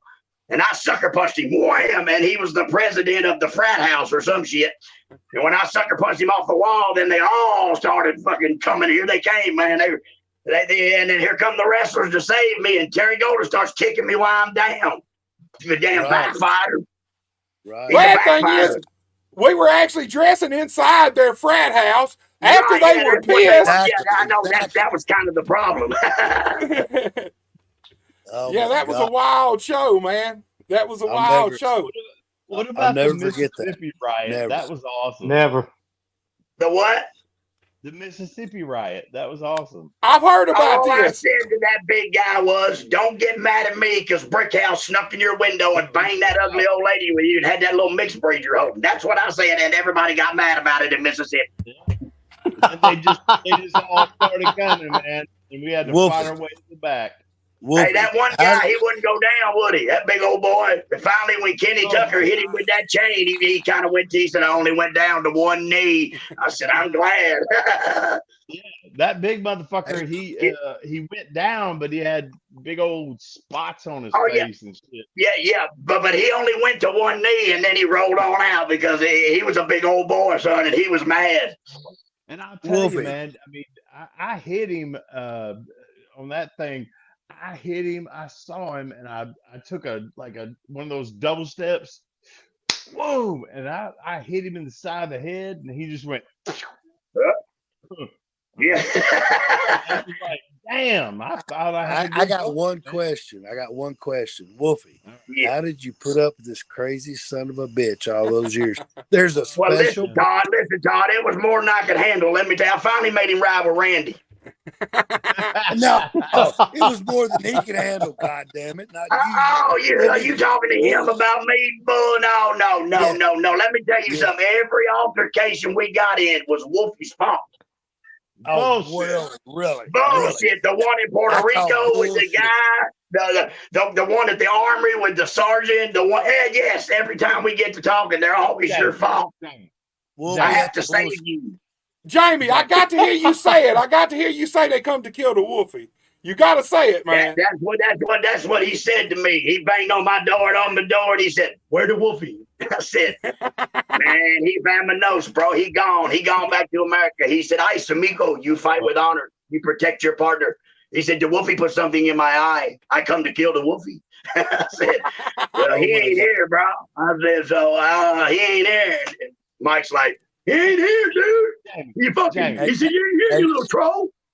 Hey, Wolfie, Jamie. there's a special place in heaven for you for putting up with him. Yeah, that's Jamie. Do you not remember the first time, Jamie? Yeah. Yes. The first time we got in Stay a fight focused. at Anita's house. Anita Good. Yep, and you jumped off her fucking porch and you punched me.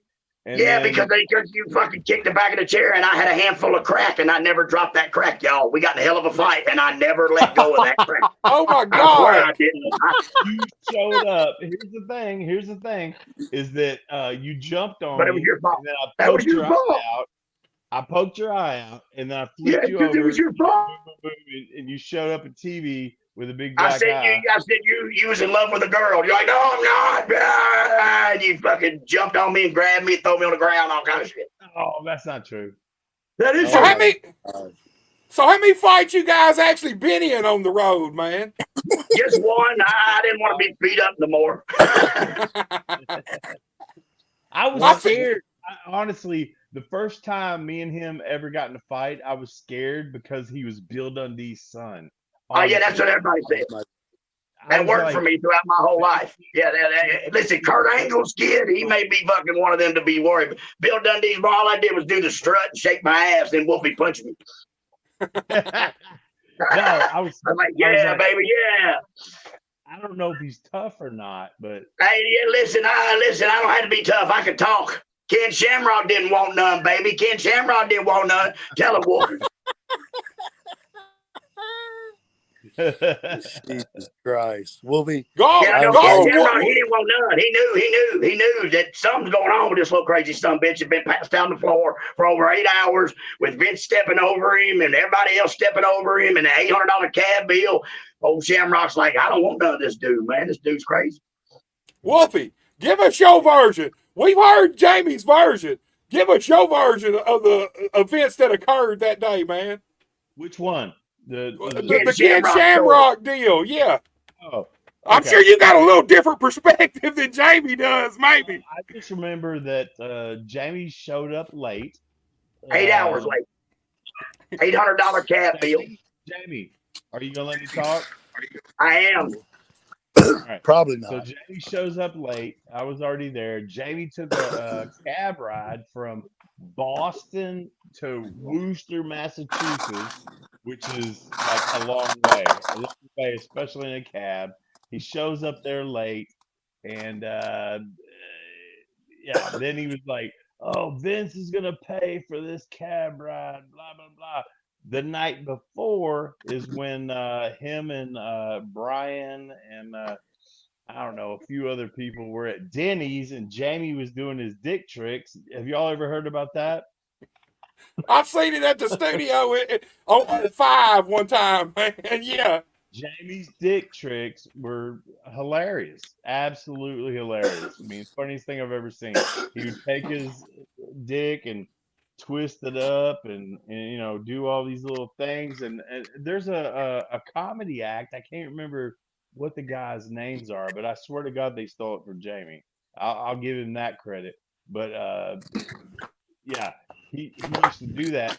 And then I remember one night the Undertaker, Jamie was in the middle of the floor doing the one he calls the bulldog, where he twists his balls and puts them between his legs, and he's on his all fours and crawling. And Undertaker walks in, and he goes, "Jamie, I'd shake your hand, but every time I see you, you're playing with your dick." Oh, wow. That sounds pretty accurate. It was very Right. So Wolfie, let me ask you something. Did you and Jamie actually know each other before wrestling? we okay. So the first time I ever seen Jamie was at the National Fairgrounds. Did we lose Jamie? No, I'm here. I'm still No, here. he's here. We got reversed around. Penguin popped out. So when he did, it reversed the damn order. So say that 3 times fast. Penguin really popped out. Penguin popped out. Penguin popped out. We couldn't get that lucky, Wolfie. Jamie was at the National Fairgrounds when I used to go to wrestling because I lived in Nashville. I seen him there, and I was like, "Oh, this little motherfucker! I can't stand him." But we met in Hartsville, Tennessee. He was wrestling. I was wrestling. Chris Michaels, a couple other people, and we were the young kids. And we were so much better than like the guys that were running the show. I mean, we could go out there and do everything. Me and James started working each other. And then we started working each other in Kentucky and stuff like that. And Dale Man, and then Shelbyville. We were so good together. And then like we used to run like there was a loop around here, man, in Tennessee. It was like Shelbyville on Thursday, Kentucky on Friday, Saturday, and Sunday and stuff like that. And me and Jamie would wrestle. Bowling Green on Sunday. We were so good together. And then Chris Champion, when I started doing the Wolfie D gimmick, which I stole off of Chris, not gonna lie, he was doing the ugly kid Joe gimmick, and I just turned it into a Wolfie D gimmick, like a rap gimmick. Chris said, "Y'all need to do this together," and we did. And then we came up with the name, and you know that's where it happened. So look, I got a question. That's where Airwolf had left the show.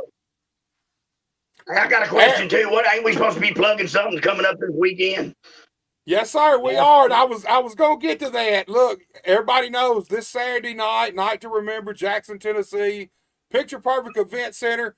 You two guys, Jamie, we got Wolfie's perspective before you got on here, back when you was no-showing. But look, man, you two guys, right. As of Saturday night, you guys will be Memphis Wrestling Hall of Famers. That's a big ass deal, man. Talk to us a little bit about that. I mean, for me, as a wrestling fan in general, it's like a no-brainer that you guys were going in. What's your thoughts, Jamie? It's a big ass deal, man. Yeah, that is a big ass deal, man. And you know, people can say what they want about wrestling being scripted or wrestling being not real, but to me, man, that's a big ass deal. That is the number one biggest deals probably ever happened to me in the entertainment world. It was being voted Jerry Springer's worst guest. That was the number one thing ever happened to me in my entertainment world. But now that I'm going to be put into the Memphis Wrestling Hall of Fame, I mean, that's huge, bro. That really is. I mean, that definitely is. That says a lot, man. It says that we made our mark, man. It says that we earned our way, and it means that really, if you ask me, we should have been there a long time ago. That's what I think. But no, for real, it's a big deal, man. I love it. Jamie, yeah, man, you guys deserve it. You like right. I told Wolfie Absolutely. earlier, y'all deserve everything. because so many guys that tried to imitate y'all afterwards and tried to duplicate y'all and steal your gimmick or bits and pieces of it and so forth. You guys deserve it.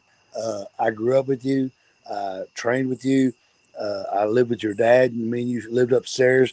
And goddamn, the time that was so Yeah, crazy. man, and listen here, that is that right there is what the wrestling business is made of. It's made of people who do things like that, Todd. You know, when we all, even though I was Bill's boy, it didn't come easy. Believe that. It was actually probably harder for me than it was for most because you're Bill's boy. You know what I mean? I mean, people think it's a lot easier for people that are second generation, but really it's not, man. It's a little bit harder actually.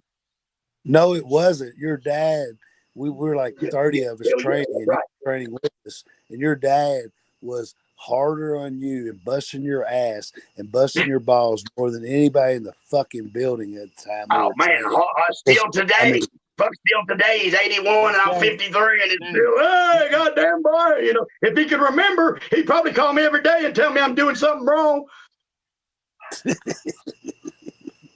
Jamie, but since he's got that little dementia, it's kind of good though. You know what I do to him, Todd? Oh, every time I talk to him, I'm like, okay, man, I'll be by to get that $1,000 I loaned you. He's like, what? About his money, I get him all tore up over that shit. You earned it, brother. You earned it. You earned it. You deserve it. And I'm glad to see it. Rock on, man. Rock on. Thank you, bro. Jamie, I want to tell you something. Oh, you cannot tell me nothing. Will be somebody gonna get $1,000. Could be you, and it could be you. We always got those funny things, man. We got so many funny differences that we could say together. That is one of them. But I just want you to know that is very much an inside joke that it don't mean nothing, but it means a lot to us. We understand. Somebody's gonna get $1,000, but listen, it could be you, and it Jamie, could be you. I couldn't have done this without you. I couldn't. And I myself couldn't have. I could have done it without you, but I wouldn't wanted to. I'm just kidding. For real, bro. I couldn't have done it without you, man. I'm glad you were there with me, man. I really am, and I love you, Wolf. Yeah, I think that there's just people that, I mean, me and you had that look, like we had that. We clicked, bro. There's not many people. The rock and roll got it. You know, the Fabs had it. There's only a few that really get it, and we had it, bro. We got that click, man. We had it, definitely 100%. We had it, bro. That's something I want to ask you guys.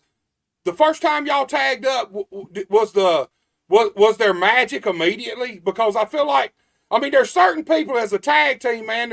There's certain, you can tag with a lot of guys, but when you get that certain guy that you really click with, man, it's like magic from that point on. Was it magic immediately from the first time you guys tagged up, or what?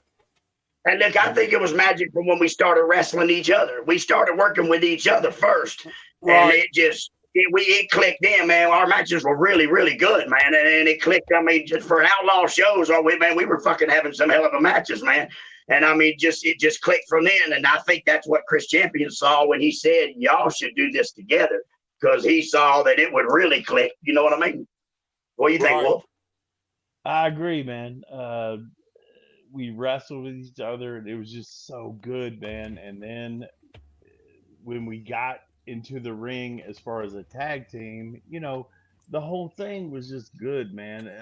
I just remember, and I've tagged with so many different people, man. It's just like, I could be able to look at you, and you knew what I wanted, and you knew what I wanted. It was just, it was something that, like I said, man, I mean, I've had other tag teams with Brian Lee and a couple others, but me and you were just, we were awesome, man. We just looked at each other. I've said from the get-go, man. I had another partner. Ronnie was my first partner, the Rock and Roll Dream Team, baby. And me and Ronnie were pretty good together, man. Another way that me and you clicked from the get-go, and there's no way it could go wrong, for real. Yeah, and there was like, we'd come up with moves and stuff like that, and or distract the referee or do this, do that. It was just like, it was so like the cat and mouse gimmick. That's a timing thing. That's hard to get down to get the other person to really understand that. And we could definitely that right there shows, the just know where to be and when to be and what to, it just clicked, man, from the very get go.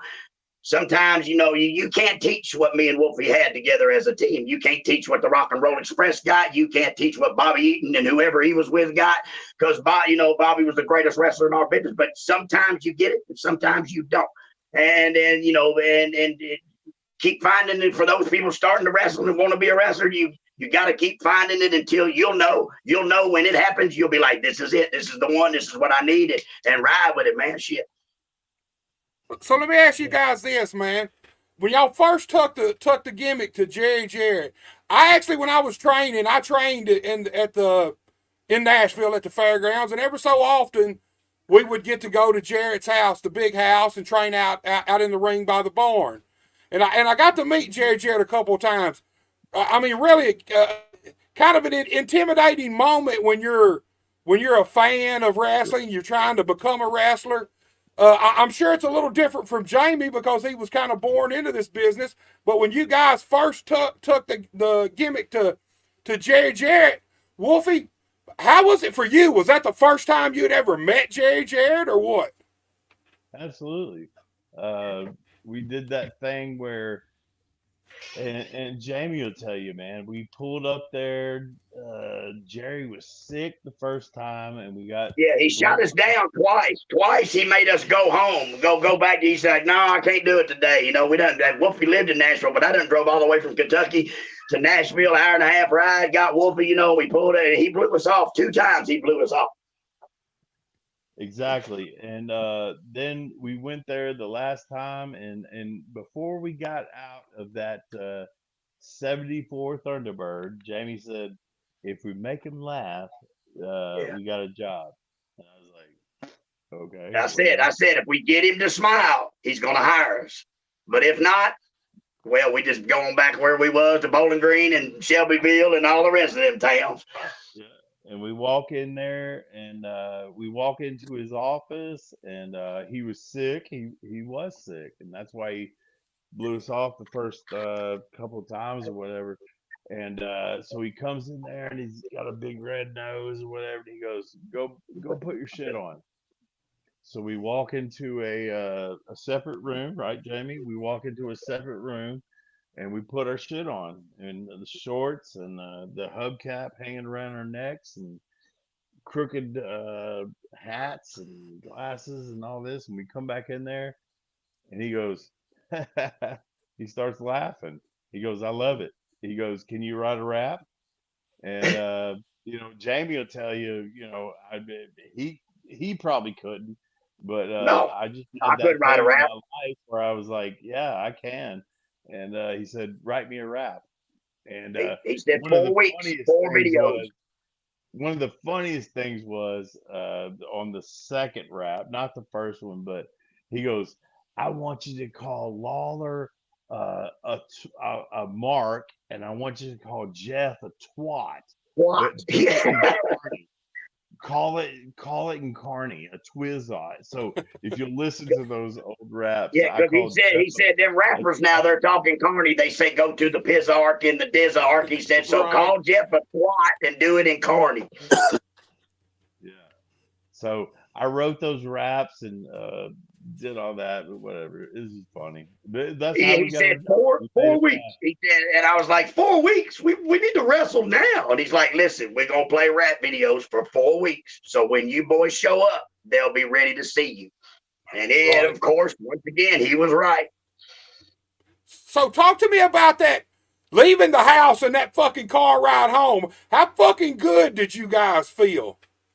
Well, it was badass because we made the rap video, and that took all day to do the very first one, right? We show up like the next Monday or Tuesday or whatever, and Randy West comes there with the camera, and we had to do it, because we didn't have no big fancy shit to do with. We took a movie camera, sat it up. We did it 4 times. They turned it sideways, then they turned it upside down, then they turned it the other direction, and we did it 4 times, and then they edited it all together, and it looked like a fucking real rap video, like we were coming in from from Harlem or something, from the ghetto rapping. It was good, man. But of course, that's why Jerry Jarrett was Jerry Jarrett. You know what I mean?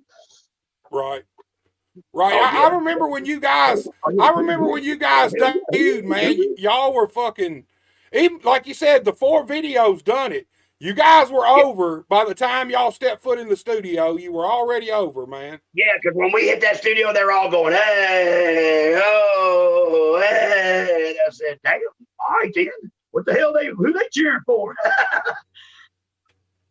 So look, guys, let's talk a little bit about KAW, because as you can see, I got KAW Outlaws, and even though you guys have been a mainstay in Memphis wrestling, pretty much every incarnation since you showed up, you guys were still part of the KAW Outlaws, man. Talk to me about going from established Memphis wrestling, Channel 5, all that, to then stepping foot in KAW.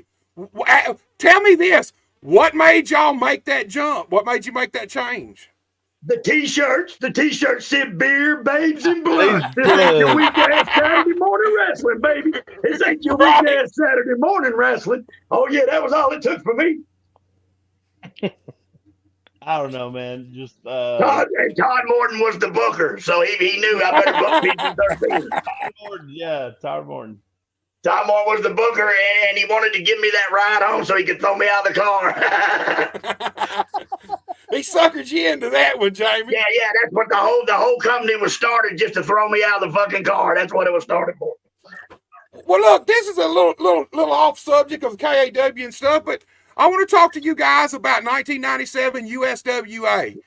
I want to talk about when USWA went out of business. What were you two guys' thoughts about that? Because I mean, USWA was the company. Well, my thought was, damn, Wolfie, what the hell was you and Randy doing in the car all that time? We're out of business. No, I don't know, man. It was just that whole what's his name, Jamie? You know the guy's name. His name was well, that wasn't his real name. He had 17 names. He was one of the greatest con men in the game. His name was Larry Burton. Yes, Larry Burton. So I didn't know what was going on or whatever. Then we just Larry Burton said he was going to change it around. Remember, he put me in rehab. We went and gambled, paid $5,000 a hand. He played in blackjack, and then that was my rehab. Remember, I had to live with him for a week and go gamble at $5,000 a hand. The big story, a couple of years ago, was me and you doing the Jeff Jarrett thing. Huh? We were doing security with Jeff Jarrett at the Nashville thing. And that's what got our WCW job. Is that what you're talking about? Yeah. When we got hired at WCW, Wolfie's stepdad, Big Pete, he run Rock Solid Security, which was a rock security company out of Nashville that did all the rock shows, and it did anything that came to the Municipal Auditorium. So Jeff Jarrett was coming to sell advance tickets for WCW, and it was a meet and greet with Jeff Jarrett and shit. So Big Pete said, y'all want to guard him? And I'm like, hell yeah, we want to guard him. Let's go guard him. Bobby's like, no, we don't want to guard him. Come on, let's go guard him. I said, we can guard him. Huh? I don't think we knew we were guarding him or whatever. It just no. Because remember, Pete asked us, because he asked us if we, do y'all want to guard Jeff? Because, I don't think that. And we're like, hell yeah, because we're going to make him give us a job. So when the limousine pulls up, me and Wolfie go out there and open up the limo door, and I say, follow us, Mr. Jarrett. And he's like, what the hell are y'all doing? I said, making $10 an hour, sir. Follow me. And we walked into the Municipal Auditorium and stood there next to Jeff while he sold advance tickets and signed autographs. And by the end of that day, that was on a Friday or a Saturday, we started Monday Nitro that Monday. They flew us in and we started Nitro that Monday. Yeah. Damn, that's killer, man. Let me ask you guys this. What's the difference between PG-13, the wrestlers, and PG-13, the security guards? Not much, because we made a lot of money working the floor at security concert. One time we're doing Rage Against the Machine, man, and at that time they were standing up for a guy that had got shot by the FBI or something on an Indian reservation or something, and I don't know. Anyway, the police were picketing the place, saying that don't drop your kids off here, and me and Wolfie have to tell the cops, please don't be on our sidewalk, and it was crazy. But anyway, we're in the building, and they said when they start singing this song, it's called "We Never Do What They Tell You, Never Do What They Tell You." These fuckers started jumping off the top of the Mid-South, the municipal auditorium to the floor. And when I say I'm talking hundreds of them were jumping on. It was the cheap seats up top, but they were going to the floor. When that song started, here they come, man. I'm talking hundreds of them. I got this one fucker, and I hooked him, and I got him on the ground. Old Wolfie's stepdad goes back and goes, Jamie, if you let him up, he'd probably leave, Jamie. Goddamn, you ain't got to tie him up and shit, man. And I was like, well, hell, I'm sorry. They were throwing one guy out. He was hollering, PG-13 selling fucking tickets to the floor. You need to throw them some bitches out. Bing would jump in here, man. I know you got something to say. We were talking about these guys before we went on the air, man. I know you look at these guys kind of the same way I do, man. Big fans of them, because I don't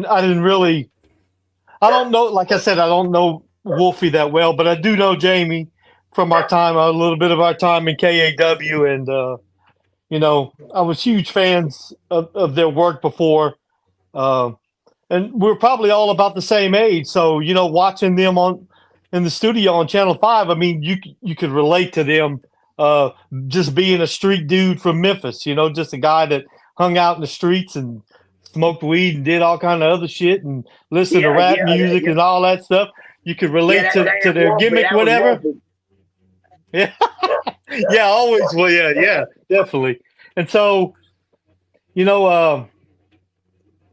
was an honor to work with Jamie and Wolfie in KAW, and also with Jamie's dad, Bill. It was really, I'm the huge mark, right? That just happened to stumble into being a ring announcer. But we're all marks, or we wouldn't be doing this shit. We're still marks because we're still fitting to get in the car and drive 4 hours, so we're all marks. Yeah, I mean, I got a whole rack full of lucha libre masks behind me, so I'm still marking out, still.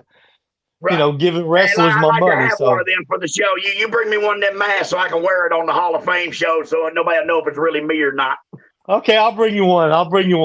So you committing to showing up? You committing to being there? Yeah, hey, listen, but that's 72 hours from now. A lot of shit has happened in a 72-hour span on the planet. Where the hell did Wolfie go? Get a beer? I want a beer. But anyway, 72 hours, a lot of things can happen. But if I'm still breathing and I'm capable, I will get in my vehicle and I will be in Jackson, Tennessee Friday night at my hotel room, so nobody has to panic and worry. So Saturday morning, everybody will know where I'm at and we can get on with the show. But like I said, I'm not going to miss this one for the world, man. Oh, Golden will have a security detail on your ass, man. Hey, listen, you are not wrong. Some dude just texted my phone and said, this is no shit. This is not a lie. He said, Terry told me to get a hold of you. I live in London, Kentucky. That's about 5 hours from me. He said he wanted me to follow you because in case you had car trouble, he wanted me to follow you to Jackson to make sure you made it. I said, well, I appreciate it, buddy, but I believe I can get to Jackson on my own. I'm a big boy, but thank you. And that's no shit. I just got that text an hour ago. When you go to peep out that little hotel room and you see that fucking car with that dude sitting in it, man, just sitting there all night, he's for your ass, man. Yeah. That, and he ain't there to arrest me. He's there to make sure I show up because I've had him sit out front of my door waiting to arrest me a bunch of times. Right. So look, Jamie, I want to talk to you a minute about growing up in the wrestling business. And what I really want to talk to you about is kayfabe. Did Bill ever smarten you up? Or when he did, how old were you when he actually did smarten you up, or did he ever? No, I'm still ain't smart. No, I mean, for real, it's one of those things. It's never you. Either kind of like with me and Wolfie, either we had it and we knew we had it. It's kind of like that. He never sits you down. I don't ask Todd. He's never sat us down and said, okay, wrestling's a work or nothing. It's just you do what they ask and have a lot of fun and save you money. Never ever have listen. I was 8 years old one time, and it was Danny Davis was managing the Blonde Bombers, who was Wayne Ferris and Moondog Spot, Larry Latham and Wayne Ferris at the time, and they were called the Blonde Bombers. And they were working with my dad and Lawler. And for the finish in Nashville, my dad had got the canteen away from Danny Davis, which is what they used, as the gimmick. And he got the canteen, and so I was about 8 or 9 years old, and I came downstairs, and outside was all this ruckus and noise. So when I go outside, it's my dad and Danny Davis, Wayne Ferris, and Larry Latham. They had just come in from Florida, so they didn't have a house or apartment or nothing yet. So Bill just told him, come on to the house and hang out and you go on your business tomorrow. And I came down the stairs, and I remember looking at them, and I'm thinking, what in the hell is going on here?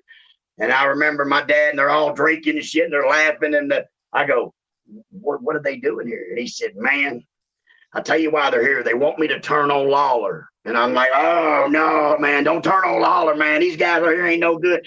And all three of them were like, they were being the heel. They were like, what do you mean? No, Jerry Lawler ain't no good. And I'm like, yeah. And I was really torn, man. I was really, you know what I'm saying? I was torn that my dad would maybe switch and go with these dudes, man. I was tore up over that. And I remember him saying, it'll be all right, son. I'm not going to go with them. Just going back to bed. And I remember just peeking out my window all night long thinking, man, what they jump on my dad. And I mean, really, never ever do they smarten you up, man. It's still, kayfabe means kayfabe. And that's what happened to the wrestling business. That's what happened to the mafia. That's what happened to magic. That's what happened to the circus. That's what happens to when you let everybody in, you kill it, man. It's over.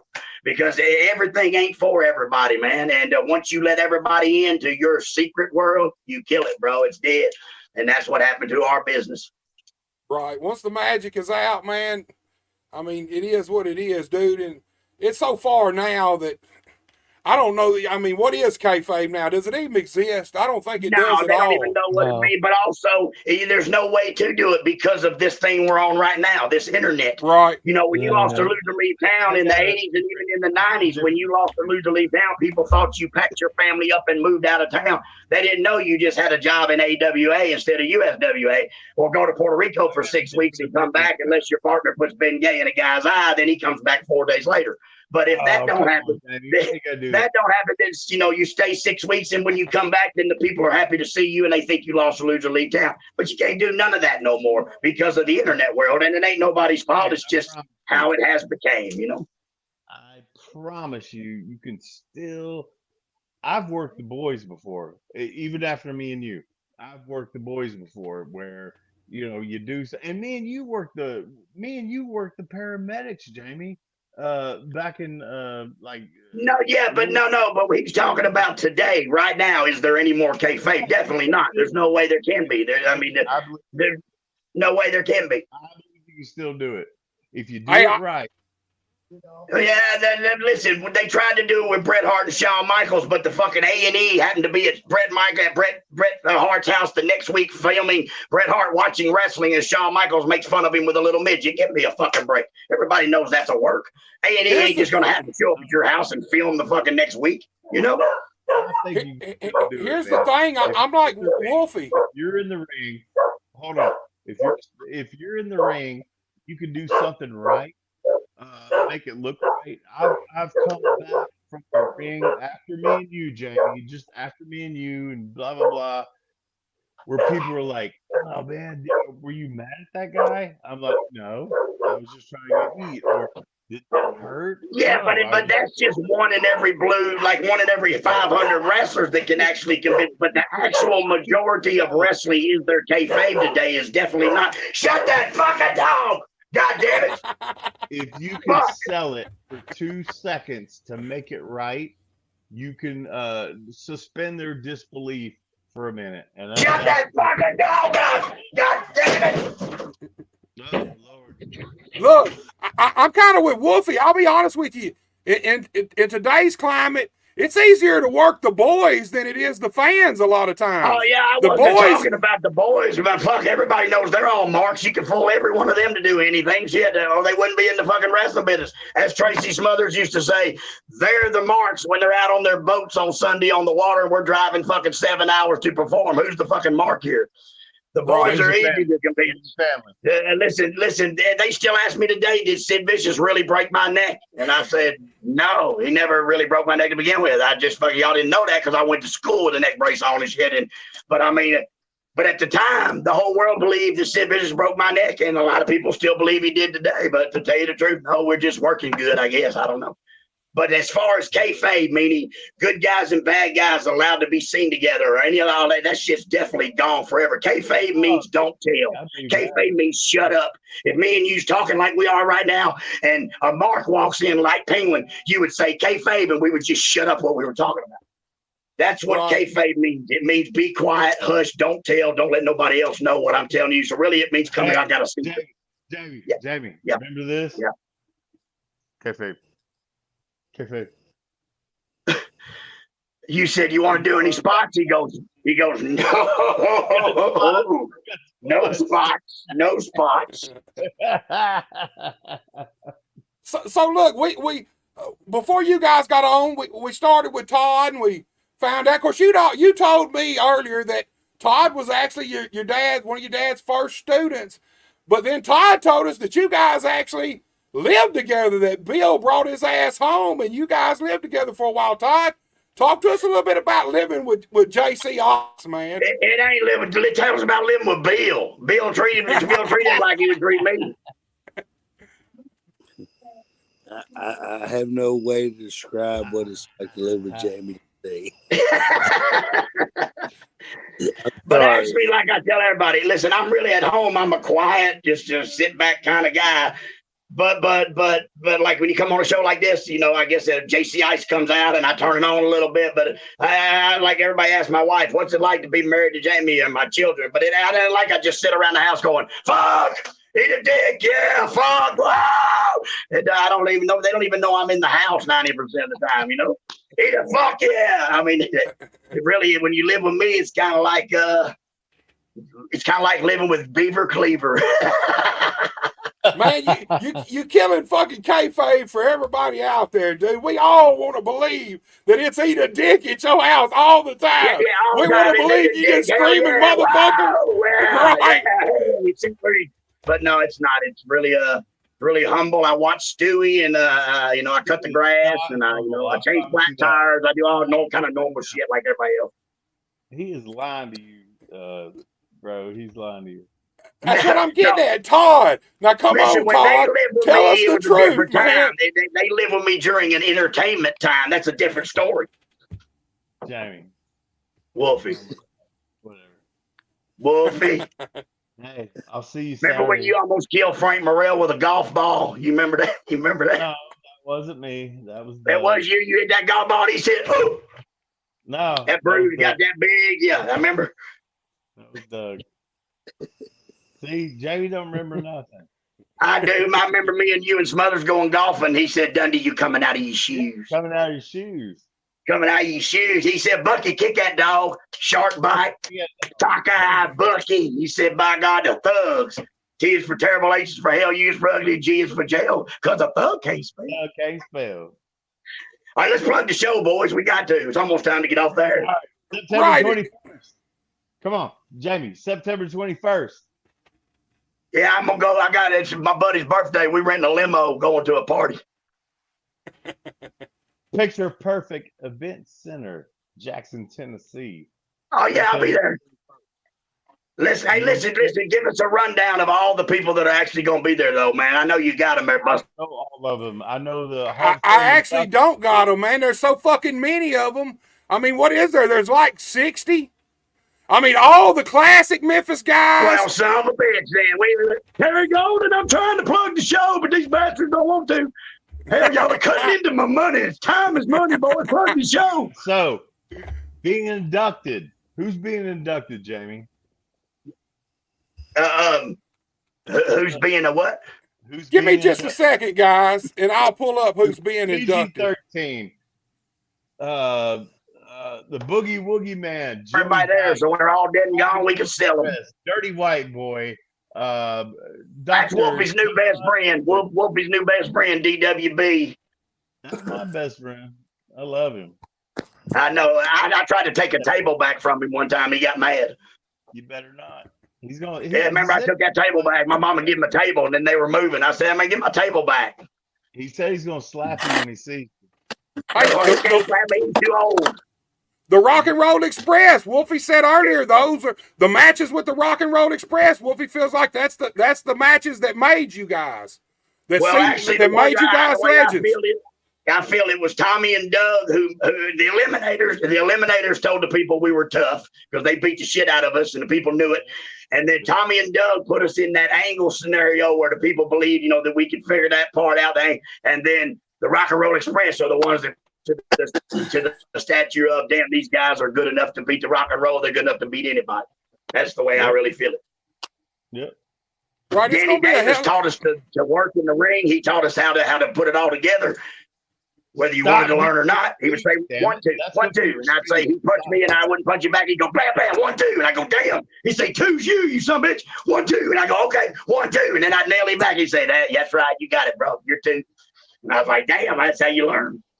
Speaking of Danny, he's another one. He's going into the Hall of Fame Saturday. Yes, he is. And he should have already been there. I thought he already was, Jarrett man. is going in the Hall of Fame. I want to know who is on the committee of this Hall of Fame. And I Googled it. It says if you get put in the Hall of Fame, they give you $20,000. So, Wolfie, Todd, we need to get our money lined out. I Googled it. It said the Hall of Fame pays 20 racks, and I'm looking for mine. Damn.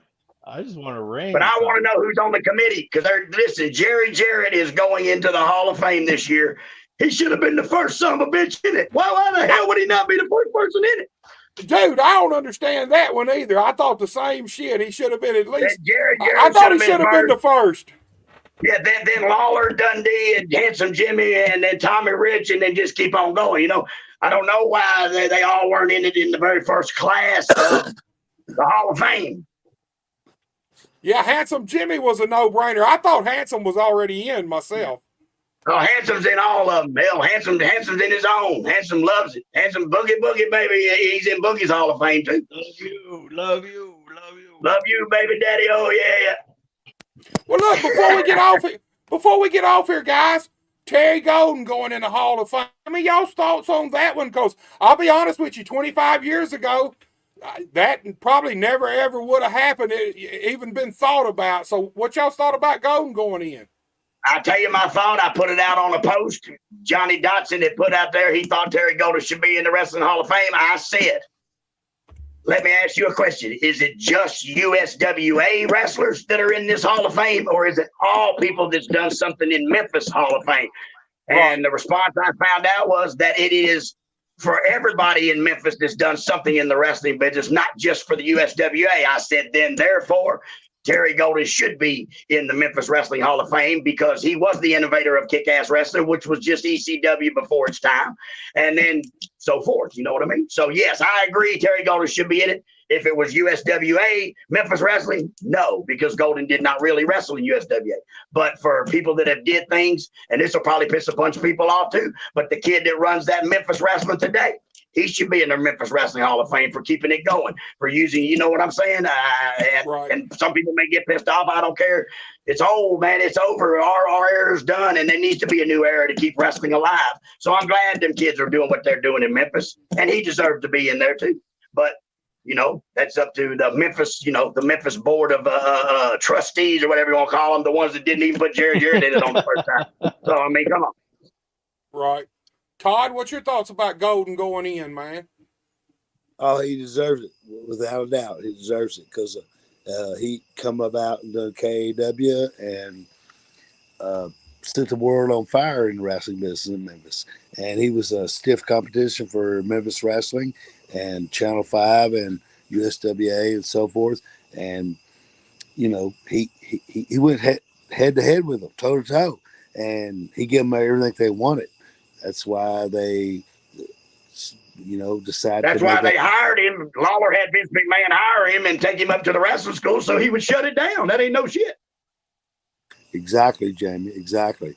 Because Terry was a mastermind. That's no joke, boys. You can't blame Golden. Can't blame Golden. That's a smart move. Right. He deserves to be in it, without a doubt. Without a doubt. Deserves it. Wolfie, Sure what's enough. your thoughts about Golden going in, man? Well, like to do. He's smoking like Todd. Hold on, he'll be back with you in a minute. He's smoking. Todd, I thought you was a jailer running for sheriff. Now you're smoking pot, right? One after the other, brother. Shit. Hell yeah. Fuck it. I think Terry is a really class act. Like honestly, True statement. True statement. He did a lot of things for me. He did a lot of things for everybody that,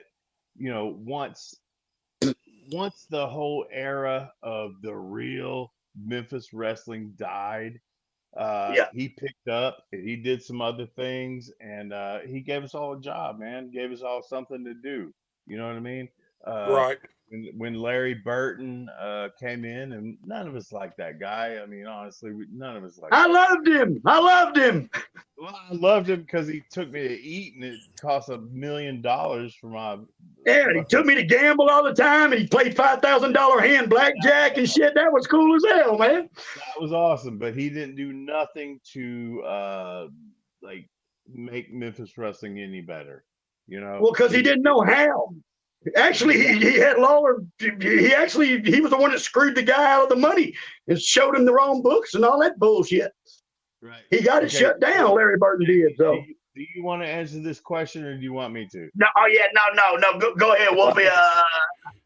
What was the question? You remember? Yeah. All right. Good so Lord, Jamie, I think shut that's up. just all bullshit, man. With, what happened there, and I think Terry Golden was somebody that tried to keep the wrestling thing going in Memphis, and it was good, man. What we were doing, we had everybody there. Everybody was with it. Tracy Smothers, me, Jamie, just like everybody that was like Stephen Dunn, my dad, Stephen Dunn. Yeah, everybody that was good, we were all there. And then then Randy had Power Pro, which was awesome. And I'm just not sure what to think about the what they call Memphis wrestling now. I'm not sure what to call that. I'm really not, because I look at some of it and I go, But hey, Wolfie, you got to remember, man. You got to remember, Buddy Wayne looked at me and you and said, "Yeah, prima donnas. Wearing hats and tennis shoes and shorts. You're killing Memphis." And you got to change with the times. I guess you do. I don't know. It's hard to say, man. But when I look at what we did and what's going on now, it's just they don't have the same thing. They don't have the Memphis Coliseum footage. They don't have the. It was just right, but that's not their fault. It was just different then. That's not their fault. This is what we are representing on the 21st. That's right. The Memphis Coliseum footage, the old school Memphis wrestling. That's who we are, and that's what we're representing. I don't know how else to say it, man. And I'm so glad, honestly, that it makes my heart feel good that me and Jamie are going into the Memphis Wrestling Hall of Fame. Yeah, we were in WWE for a minute, and WCW and ECW and all that kind of shit. But I'm gonna tell you, Memphis wrestling and being inducted into the Memphis Wrestling Hall of Fame means more to me than anything else. And I'm sure Jamie could say that with his dad being there and all that kind of stuff. Very much so. But listen, I'm going to be there on September 21st. I'm going to be there. The Rock and Roll Express, Handsome Jimmy Valiant, the Dirty White Boy, Jerry Lawler, Bill Dundee, Coco Beware, Jerry Calhoun, Todd Morton, Terry Golden. Oh my God, I can't even. Downtown Bruno and Reggie B. Fine and Sir Mo and Lance Jade and Bulldog Brains and it's going to be a family reunion, man, for real. And I can't wait, and I'm excited about it. Punky, I love you. Wolfie, I love you. Penguin, I love you. Bubba Brown, I love you. I'm out of here, boys. See y'all the 21st. Take it easy, Jamie. Appreciate you coming on, man. Yeah, I know you do. Guys, I appreciate all y'all for coming on. No bullshit aside, this was a important show for me just to have you guys on. I'm looking forward to seeing you guys live at the event Saturday, man. It's going to be a cool thing. This Saturday starts at 3:30 p.m. with a meet and greet. at the Picture Perfect Event Center in Jackson, Tennessee. And if I'm thinking right, from the meet and greet goes from 3:30 to 6, and then there'll be a little lag, and then at 7 we start the Jerry Lawler Bill Dundee tribute, the rivalry of the ages, and then after that, obviously, it's the main event, Wolfie. 2024 Memphis Wrestling Hall of Fame. You guys are going to be Hall of Famers after Saturday night. Can't wait, man. I mean, it just, God, I can't wait. Yeah, it'll be very cool. I got Wolfie, my family coming, a couple of my high school friend, my kids. Yeah, it's gonna be nice, and I can't wait. Wolfie, I appreciate you. You deserve it. You and Jamie deserve it. 100% on that, dude. Guys are being inducted. Thank you. You Wolfie, guys man. Wolfie, Go ahead, Todd. You guys, you and Jamie helped elevate me and Chris Michael's career. You guys helped us catapult our career into another, place. And I appreciate y'all doing that. And I'm glad that I had the opportunity to work with y'all to do that. And that you guys, put us on the map at all. So, thanks a lot, Wolfie. You guys deserve what you're getting coming to you. And I can't wait to see you and see you in the Hall of Fame. Thank you, man. I really appreciate that, man. You guys, I always loved Chris. I always loved you, and we had great matches like when we were early kids and stuff. And yeah, and then after that, there's been so many people that have helped me and Jamie.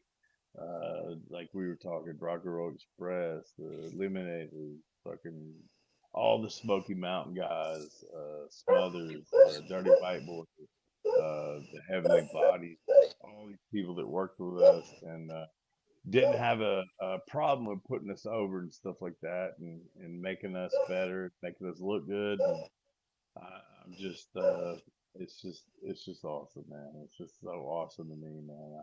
I can't wait to get there and accept the award, man. It's crazy. Like I said, my kids are gonna be there, and it's a really cool thing to me, man. It's a very cool thing to me. Got a cool outfit I'm gonna wear. Showed up to my house today, so uh, cool as fuck, man. I love you guys, and thank you for having me on. Man, I can't wait to see everybody Saturday. Wolfie, man, I appreciate you coming on. Look, man, I keep your girl in my prayers, man. I hope everything works out for y'all, and I'll see you Saturday, man. Yeah, I'm trying to get her to dress it up a little bit. She's like very obviously she's not like feeling really cool about it because her face is like dragging or something, and I'm like, man, let's go get you a cool eye patch because I was Slash and TNA, Right. and I'm like, I got this thing with eye patches. I'm like, let me get you a cool eye patch because her eye won't close and stuff, and she's got to wear that. And I'm like, let's get you an eye patch. I said, do your other eye and all this kind of stuff, and it'll be sexy as fuck. And I don't know if she's listening to Wolfie, you deserve it. She deserves it. So, I hope you guys have a great time and enjoy it. It's and her well birthday overdue. is next weekend. She'll be 46 years old. I don't know if you've seen a picture of her. She don't look like it, but hopefully, yeah, I can talk her into doing this whole cool thing with it. I don't know. Hope you I do. think a girl with an eye patch is pretty cool. But anyway. Right. Dude, Wolfie, I appreciate you, man, and y'all have a great night, my friend. Yeah, man. Thank you. All right, Todd. What's up, man? It's me, you, and the Penguin, dude. We got a few more minutes. What you got on your mind, Todd? Open forum. You got anything you want to say, my friend? Well, I'm extremely happy for Jamie and Wolfie. They deserve all the accolades that they're getting coming to them, and I'm happy for them, and they deserve to be inducted into the Memphis Hall of Fame. Those guys helped catapult my career and Chris Michael's career, and those guys are well deserved of this accolade that's coming up before them. And Right. glad for them, and I'm fucked up right now. Woo! Hey, you better save some of that shit for Friday and Saturday night, man. In true KAW spirit, baby. Right. I'm like 4 or 5 drinks in and whatever, But hey, here we are. Todd, man, I appreciate you coming on, giving us your time, man, and I appreciate you sticking on with us, laughing with us, telling stories about Wolfie and Jamie and shit, and living with Jamie's crazy ass, man. And I'm looking forward to seeing you, man. It's been what, 24 years? Yes. Yes, sir.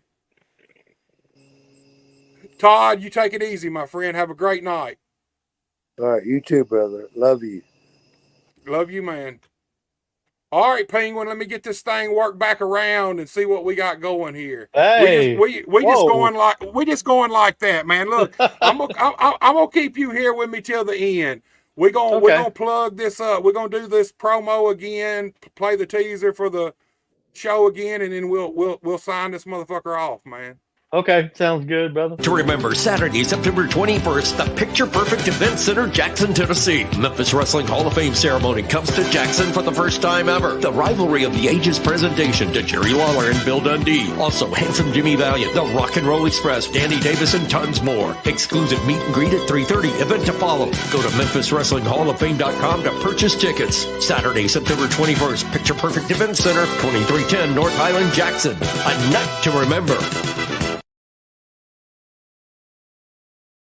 Woohoo! All right, Penguin, there Man, it is. I can't you wait. It, man. I can't either, dude. I was Jamie brought up a good point. Like, who's on the committee? Because there's a lot of guys that are get inducted Saturday night that are just like, I mean, and Jerry Jarrett, Jamie's right. Jerry Jarrett should have been the first motherfucker, like right at the top of the list, Right, I agree with that 100%. I'm still. How was the Rock and Roll Express still not? At that. I mean, it's all good for this show and for us. That we're going to be able to be a part of that and be able to watch it. But man, I can't believe that. Some of the names that I just couldn't believe that like they weren't already in. But there were so many guys that came through Memphis and that were here long enough that would probably qualify them to be in a Memphis Wrestling Hall of Fame that went on to superstardom, whether it was WWE, WCW, or around the world. Right. Every major star from the 70s and 80s and probably some of the 90s came through Memphis. Every one of them. Every one of them. And, man, I'm just a little dingleberry in part of, I'm just a little flick of nothing, but it's a huge honor for me to be able to be there and to be invited and I'm probably going to be quiet and not say a whole lot and let, because it's more about those guys and the ones that made real contributions to the Memphis wrestling industry. And, I mean, hold on now. I think you helped put KAW on the map, man. I mean, like you said, you the first fucking. Well, I'll tell you what. As far as the TV show goes, that fucking intro with the AC/DC, the Shoot to Thrill. The first time I seen that shit come across TV, at that time, it's the fucking coolest shit ever because nobody ever done that. All wrestling shows had their own personalized, custom-made music. And before that, I'd always wanted, man, I'd just like to hear real songs. I'd like to see a company come out and use real rock and roll music, and then boom, them fucking KAW letters come on the TV, popped up, and that Shoot the Thrill hit. And I think one of the first fucking things we see is you. Yeah, but we got to give credit where credit is due. The editor and the brainchild of that video was David Jett. David Jett, he created that whole video and everything. He's a master editor at that point, and David Jett gets all the credit for that. Oh yeah, like I said, David Jett. At first, there was a few things. There's a lot unique to KW, but one of them was the attitude and the music, the way the show come on. Another one was you, and obviously another one, David Jett. David Jett was unique to KAW. Up till that point, we always had at least a two-man announce team, whether it was Lance and Dave or Corey and Dave or whoever else. And then boom, David Jett come along and he does the show on his own, man. David Jett, man, was one of the guys, and like you said, he don't get enough credit because casual people just know him as the announcer when really, I mean, he was the guy doing all the work. We all got to have fun, and when we went home, we got to still do whatever. David Jett, when the show was over, he had to go to work. When we changed from cable access and went on to channel 30, I think that's when Jett. I think we had invested in our own video production stuff, and that was Jett's. David Jett took over, and he was handling all of that. He was editing the entire show and announcing and doing all that stuff. That was all definitely David Jett, and he was the mastermind of that, that next level of KAW, right? Right, without a doubt. When we were doing the TV tapings at Mardi Gras and all of that stuff, and it was really man, he did a fucking phenomenal job, absolutely phenomenal job, and But look, man, I think he gets it. I think he gets his credit, but I'm giving him more because I really love the dude, and he's a funny motherfucker, and yeah, I miss being around him. It takes you a minute to get Jett, but once you do, you can't help but love his ass. I ain't gonna lie. When I first came to work for KW, I hated Jett because Jett, his sense of humor, he's kind of a prick, He's kind of a prick, and it took me probably a couple of months to really connect with Jett a little bit. But once I did, David Jett's fucking hilarious, man. I love that dude. Yeah. He's fucking hilarious. And look, you can't be quiet Saturday. I'm going to be doing live podcast shit. I'm expecting you to come on and host some with me. Little Hollywood's going to be with us doing some hosting with us. Good. We're going to try to go live. It'll be the first time I've ever really went live. But if that don't work, we're still going to record shit that I'm eventually going to put on the YouTube and my YouTube channel. So I want to see Penguin in full effect Saturday night, man. Okay, well, we'll see what happens. We'll see what happens, man. Hit that Red Bull, man. Put that top pimp hat on, and I want to see that Penguin dance, man. Bang energy. There's no sugar in it, so that Red Bull's got too much sugar. Give me the Bang energy. I'll have plenty of them. Penguin, man, I appreciate you for coming on. I appreciate you, man. Co-hosting with me, man. I know it's been a long show tonight, but I've had a blast, man, and I'm glad you was here with me to take this ride with these crazy motherfuckers that we had on. and dude, I will see you. Are you gonna be there Friday too? Right? I will be there Friday, yes. Okay. There the whole weekend, so. Yes, sir. I'll see you Friday night, man, and looking forward to Saturday. Buster, take care, my brother. You too, my friend. See you this weekend, man. All right, guys, you seen it right there. And here's a little food for thought. This is the last podcast until October 1st. I'm taking a little time off from podcasting, about 10 days. I need a little break. We've been doing a lot of podcasts leading up to this show. I've been doing a lot anyway. So we won't be another Buster Unmasked until October 1st, but I've already got some killer shows lined up for you October 1st. And as always, October 1st, 7 p.m., I'll be back to see you guys. Thanks to everybody who tuned in, watched. Thanks to the guys who came on. And I'll see you guys October 1st. I don't ever slow up, no I don't take shit. I got no love for the fakeness. If you wanna play tough and wanna hate this, I'll always show up. I don't ever slow up, no I don't take shit. I got no love